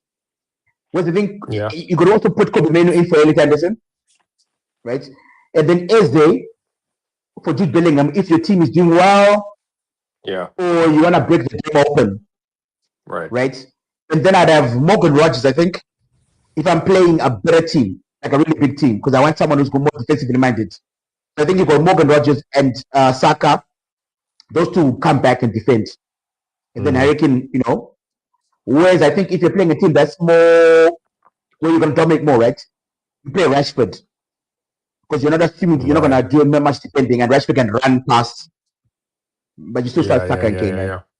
So that would be my starting or midfield. The question is, who plays on the left? So you're saying that Rashford... I would start Rashford if it's a team that's going to dominate. By Rogers. Because who's playing on the left? On the right side, they have Saka and Maguire. On the left, if you're playing Spain or France, Argentina, Brazil, you start Morgan Rogers. And then Rashford comes off the bench. Because that guy is going to have to defend. Right? Oh, but the left winger. Does Gordon play over Rashford? No, never. So then I'll put Morgan Rogers number 1 if you're going to play one of those big teams. Because he covers you defensively and you're also quite effective on the left winger. You're saying as a left winger? Yes, as a left winger. Yes, as a left winger, yes. Morgan Rogers plays on the left wing. Okay. And then if you're playing, let's say, Panama, because the England's with what? Panama, Croatia, Ghana. Yeah. So I think if I'm playing Croatia, I start Morgan Rogers. If I'm playing Panama and Ghana, I start Marcus Rashford. Right? And then so your front 3 against Panama and Ghana is Rashford, Harry Kane, and Saka on the right. Those your front 3. And then behind them, you got Jude Bellingham, Anderson, and Declan Rice is sitting as a 2 deep number 8. And then I would start Pickford starting regardless of what we think. Yeah. Right? So Pickford starting. Yeah. I would agree with you, Nico Riley. I would agree with you, Mark Gay. But partnering him, Mark Gay, I'll probably say you're probably right, Konsa. Right. Or I've been told to call Konsa the ex-Liverpool guy. I probably Konsa. But on the right, I'll start Livramento. I think Chris James is too defensively suspect. Yeah, I mean, I put him on as a sub. Because the question is like, you're looking to have Nico come up. You're looking Nico to play aggressive. Yeah. Like he's going to be an attacking. Yeah, so you can't have both Chris James, correct, and Nico O'Reilly. Yeah. Unless you're playing a different formation, a 5-3-2. Unless you're playing Panama. Yeah, because for Panama, I'm seeing Gordon. Personally, I think Gordon would start on the right, Madueke, maybe you give Ivan Toney a go, right? Like you start a whole different front three. You know what I'm saying? Kobe Mainu starts, Eze starts, Jordan Henderson starts.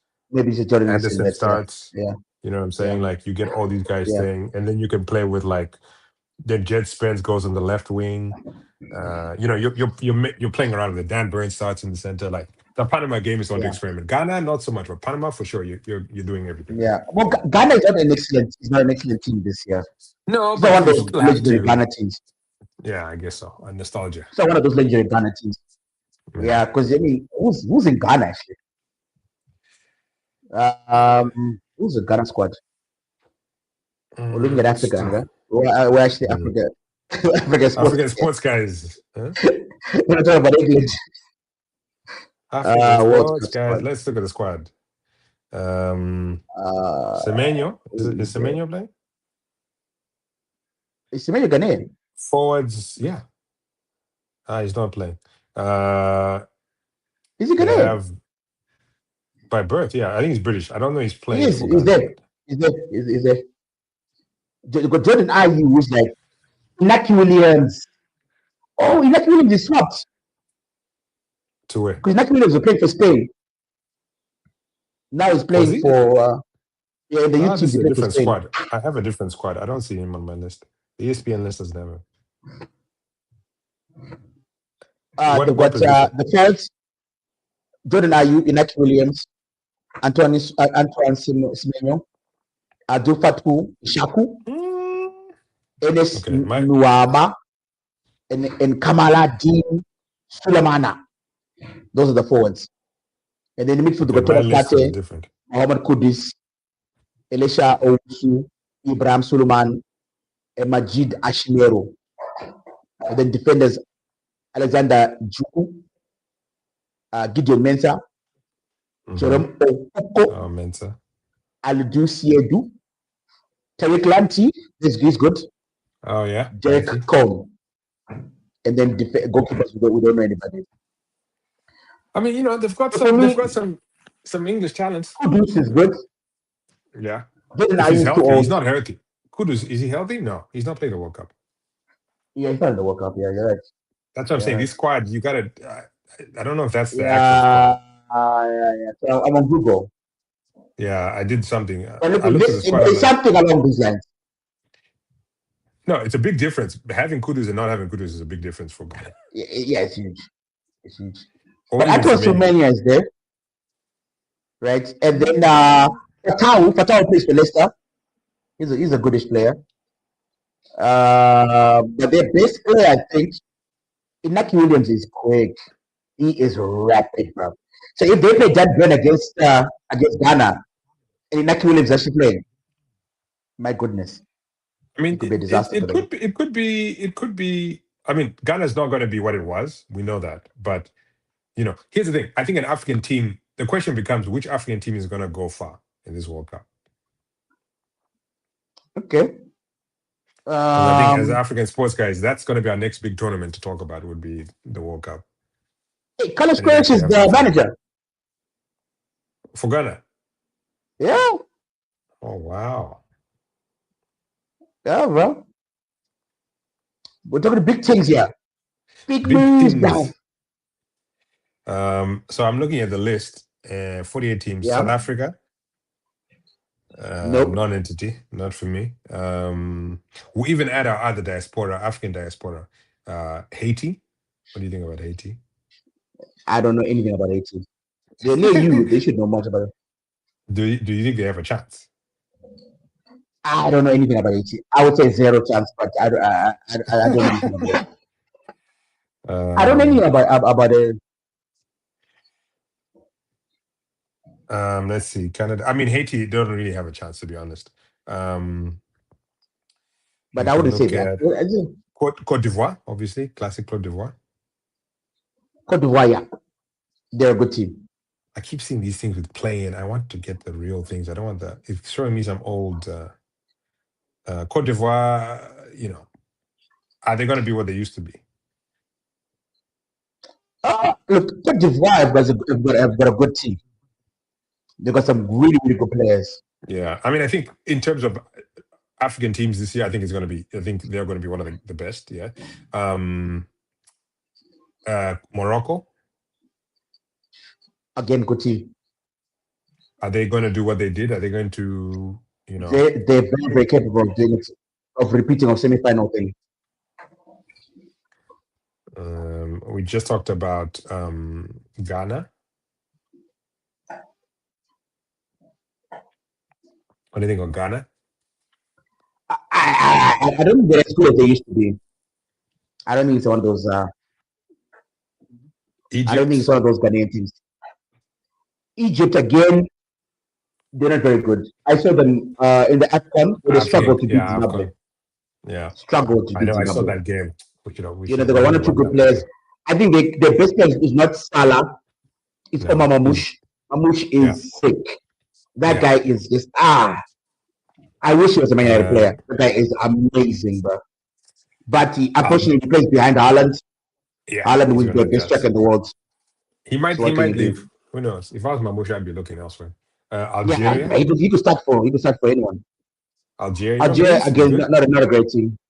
Yeah. But they could shock some people. Congo. Because Mahrez is still doing things. Yeah. Oh wow. DR Congo. Congo is a very good team. Okay. It's a very, very good team. If Congo can get it together, just look up the squad and you'll be shocked how many stars they are. Yeah. And then Cote d'Ivoire, not Cote d'Ivoire, Capo Verde or Cape Verde. Capo Verde. Cape Verde are very good in terms of the team chemistry and the way they play. In terms of individual stars, not very good. Yeah. I mean, I think but they were the surprised. best sort of like what did I say? You know what I'm saying? Like you know how the Spurs used to be a unit, their best unit. And I play, yeah. Best coached. They can beat anyone on their day because they're so well organized. So they shock a lot of players, a lot of teams. Sorry, Cape Verde, right? But those are like individual stars. Nope. I think Tunisia's. I don't know if you said Tunisia. That's the last one, but Tunisia again is a good team as well. Same sort of like in the focus. I think Morocco is going to be good. I think Senegal, historically World Cups, they play some amazing football. So I hope Senegal, Morocco. I hope Cape Verde or Capo Verde does well. I don't think they'll really compete, but I think some of these teams, some of these big teams that have like an African team in their group are going to be surprised by some performance. I see some African teams shocking some big teams. Senegal is a good team. Yeah. Cote d'Ivoire is a good team. Yeah. Morocco is a good team. Yeah. Right. Those are my three teams that are going to shock people. Right. I think Senegal, Morocco, potential. Yeah. Senegal, Cote d'Ivoire, and Morocco. There were some quality players. I want Capo Verde to do well. It's one of the smallest countries at the tournament. I'd love them to do well. Yeah. Cote d'Ivoire has got a very good team. Yeah. But it's going to be exciting. So someone was saying, which might be a little bit, I won't say, someone was saying African teams might do well in this World Cup because of the... Why is that?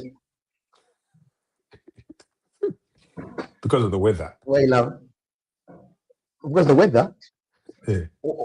How's it going to be? Hot. It'll be summer in some states, right? Summer in the US, so like anywhere that's not the West Coast is going to be humid and muggy. Some people are like, oh, it might suit the African teams. What about the South American teams? Will they be under similar conditions? Or the Asian teams? I was rolling my eyes when someone said that, but silly. They meant well, but I was like, guys, that's silly. Obviously, it wasn't an African saying that. But I do think that the weather is going to play a factor in terms of younger teams and older teams. I think we're going to have the proverbial water break and strategies in the middle of the tournament. You know what I mean? In the middle of the games, like we've been having recently in the EPL at the end of the season. And I don't know, in terms of flow of the game. What are your thoughts on that? Obviously, water breaks are required and they're needed. What are your thoughts on It's gonna be. Yeah, it's gonna be Look, summertime in America. It's gonna be it's 80 gonna be that degrees, 90 hot. degrees, Does it humidity. get really, It's really gonna hot in be America during summer?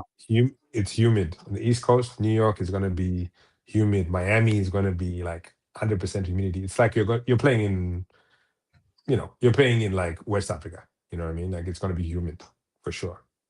It's gonna be Okay, hot. look at the forwards. The forwards for Ivory Coast, right? You've got Ange Yohan Boni, who plays for Inter.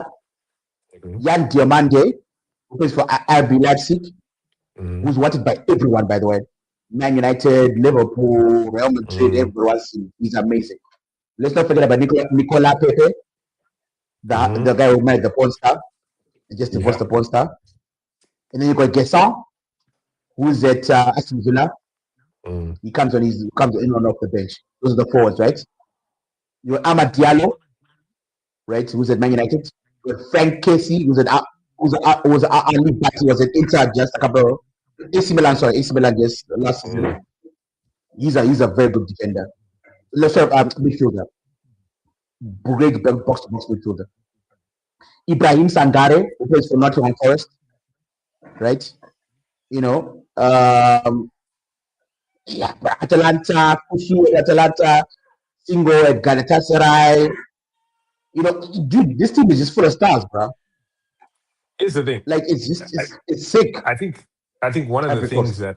that African countries have had in general is good offensive players. I think just like we're talking about the NBA, I'm talking about the NFL, right? Like even with Arsenal and the league, I think a defensive team is what's needed I think a defensively strong team is what's needed, because here's the thing: you can be stacked with offensive players. Where England is going to suffer is their defense, which is why we're questioning their selections. Defensively, if you're not up to scratch, and we've talked, and maybe it's a good segue to get into the upcoming Champions League final, because I think defensively is where a lot of these African teams are going to suffer. I think the most organized defensive team, which I think is why Morocco is in a good spot, right? Yeah. They have a good organized defense, and they know each other well. Because I think offensively they're going to be overpowered by some of these other fast-paced things. I think who has the best offense? Best DRC's defense. got some good defenders. I mean, that's huge. Right. Because here's the thing: I think the You've team got that has the best defense is going to Twanzebe. go far. Not Twanzebe, right? Yeah, Twanzebe. Wan-Bissaka, Maswaku, right? So they got flanks. So the Maswaku left back, Aaron Bissaka right back, Twanzebe center back. They got Kayembe who's at Donk, right? And then they've got Sadiki who's at Sunderland. He's part of. And then Jan Visa who's at Newcastle. I mean, Bakambu who's at Real Betis. But again, it's Good like squad. defense, right? It's about defense and how organized you are defensively, because these other teams are going to come and assault you with their offensive power. North African teams are very good defensively. That's the thing. They are very good defensively. North African teams. Yeah. Algeria, Morocco, think, Tunisia, Egypt, they're all very. I think that's going to be the separating factor. Same with Cape Verde as well. Well, good for Cape Verde. That's what you need. Going into it, I'd rather go in with a strong defensive team and an okay start. You get one or two midfielder stars or whatever, you do well. Okay, cool. So I'm gonna put you on the line. Pick an African team, number one. Which team is going to do the best in the tournament? Yeah. I think I'd have to say Morocco. I know there's been some whatever, but I think no, they're a good team. In terms of organized teams, I think Morocco might be the African team. Second will be Senegal, but I think Morocco might pep them. I said Côte d'Ivoire. That's my team. But I think what I'll commit to every African game, I'll do a watch along. Yeah. And if Farid is available, he'll come out. He'll be through. Because he'll be making movies. As farmers, whatever in the world. Okay, so let's end again with the Champions League. Arsenal versus PSG. Paris Saint-Germain. Who's your money on?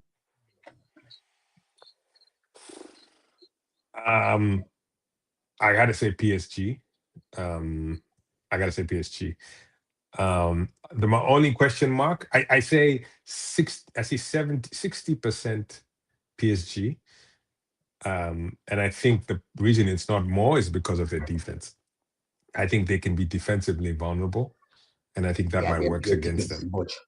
So I think if their offense goes and they start the game and they can get 2 or 3, first half they're up 2-0. I think it puts them in a better place than if they go down early and they try to kind of have them defend, because I think Arsenal can park the bus and can defend really well. And I think Arsenal wants this a lot. I think Arsenal wants this bad. I think these fans want 2 trophies, arguably the most important 2 trophies of the year that you can get. Of the era. Yeah. Like if you can get, doing that in the same year, I think would be, if Arteta is not already, one of their greatest managers, he becomes like these also like what Aniket Nayak said. Yeah. It'll be yeah. I mean, he won't be at Wenger level, let's be honest. He will not be at Wenger level, but he won't be far below it. Bruv, I'm telling you, they will be goating the guy. They'll be goating the Arsenal fans. But I'm gonna be doing my uncle is a huge Arsenal fan. Okay. So one of the biggest bars in Harare is run by my uncle. So he goes to the Emirates. So I'll be watching from there. I'll be doing fan cams from there before the game predictions. I know that afterwards, if Arsenal lose, I'm going to run away. What if they do win? I'll be filming from the bar, so you see live reaction to all the goals and stuff like that. Yeah, and I'll do some of them will be short, of course, but most of them will be English. It's very Zimbabwean broken English. What are your thoughts? Who's winning? I think. Look, my heart wants Arsenal to win because my family are Arsenal fans. But analytically, Arsenal got no chance, man.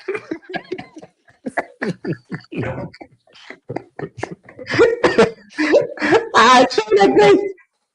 Bro. How can Arsenal win, bro? Here's Arsenal can win if they score first. But you know what you said, scoring first and packing the pass. But that's what PSG face all the time. I know. All the time in La Liga. Ligue 1. So they're very good at that. Because you got people like Usman Dembele, right? Who can shoot equally with his right and his left foot. Yeah. So if you just give the guy chance after chance to come at you, he's going to score. And then they got you say the name properly, the number 7. Say it again. Who is the Georgian? The Georgian. Oh, You'll be saying it not properly. Come on. I know. I forgot. I did a lot of practice. Let me not butcher. I'll put his name. Okay, the Georgian winger. I don't want to butcher his name. I will say his name properly. Yeah. Right. So you got the Georgian winger, who's a hot wire, right? Okay. And okay, go for it. I'll even do the first name. Kvicha. Kvaratskhelia. There you go. Kvaratskhelia. Yeah. So he's virtually unplayable. He's right on the left there. On the left, right. He's virtually unplayable, coming in on the right foot. Yeah. Right, and then Bakola, Due, whoever you want on the other side. And then that midfield is going to keep possession. They make forward passes all the time. Mm-hmm. And so the only way I see Arsenal winning this game is not going to be a 1-0 anywhere. It's going to be a 2-2 somewhere. And it's going to be set pieces. They're going to have to work on their set pieces. But I think the PSG will be vulnerable. Right? Open play, I don't think Arsenal will have enough of the ball. They won't have enough of the ball to cause PSG problems. I think PSG will dominate this game position-wise. They'll have 70% possession, something along those lines. Right? And I just don't think Arsenal will be able to to break quickly enough to. So Arsenal's only defense is keep the scoreline to like 1-0, like 2-1, something like that, and in the last minute, go make it 2-2, extra time, score set piece.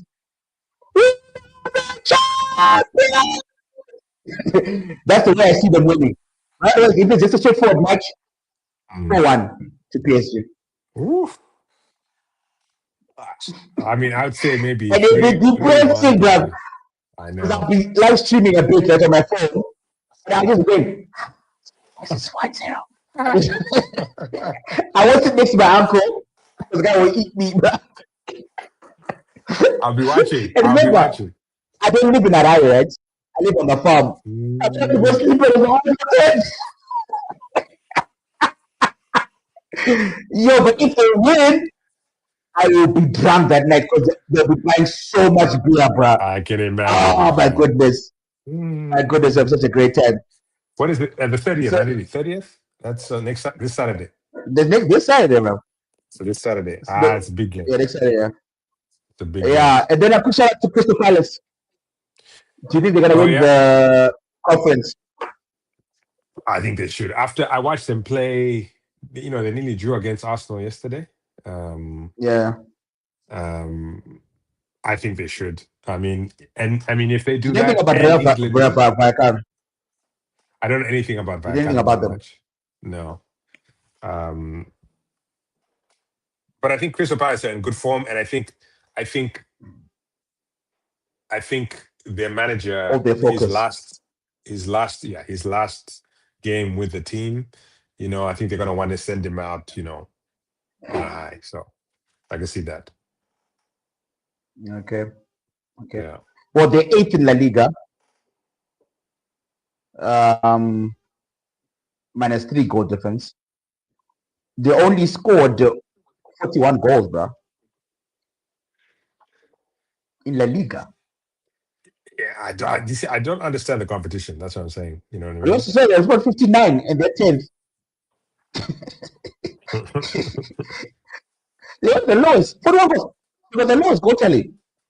Only Girona and Real Oviedo. Yeah. Real Oviedo scored 26 goals. They conceded Wow. 60. Yo.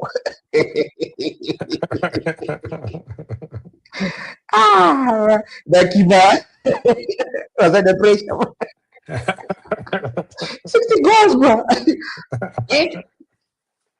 Who knows? Ah, man, bro. these days? Oh no. Anyway, yeah. So let's sign off here. Yeah. Good luck to Arsenal, guys. Yeah, Good we'll luck see, to man. Arsenal. I hope see. they win. I hope they win. I'm gonna For be my watching own- live. for my own I'm gonna safety. log in. Yeah, we'll watch Well, for Simba, my safety. African sports guy in an African sports bar. Let's see. I don't know what to do. I don't should I do like all the time on my phone? Or should I get me in and out? If you can stay live, stay live. I don't know. We'll see. We'll see what happens. We'll see what happens, guys. That's the one I want to see. I want to see that live. Oh my gosh. Oh my I gosh, want to see bro. Oh my that gosh. live more than I want to see the game. So guys, like and subscribe. Put on the notification button. And we'll see you again. Tomorrow I'll be live again. Turn on the notification button because this week, because of work, I'll be delivering that Chiba game that means to Harare. So my times will be varied. But either from 12:30 to about 5:30. Anytime there. Yeah, but please just turn on your notification buttons and I'll be going live. God bless, buddy. Cheers, Baba. We'll see you. Well, I don't know. Maybe we'll see you Wednesday for the live stream. Yeah. Crystal Yeah, Palace. we'll see. Yeah. Maybe I can. God bless, I can man. see Cheers, if I bro. can join. Cheers, my guy. African sports guy.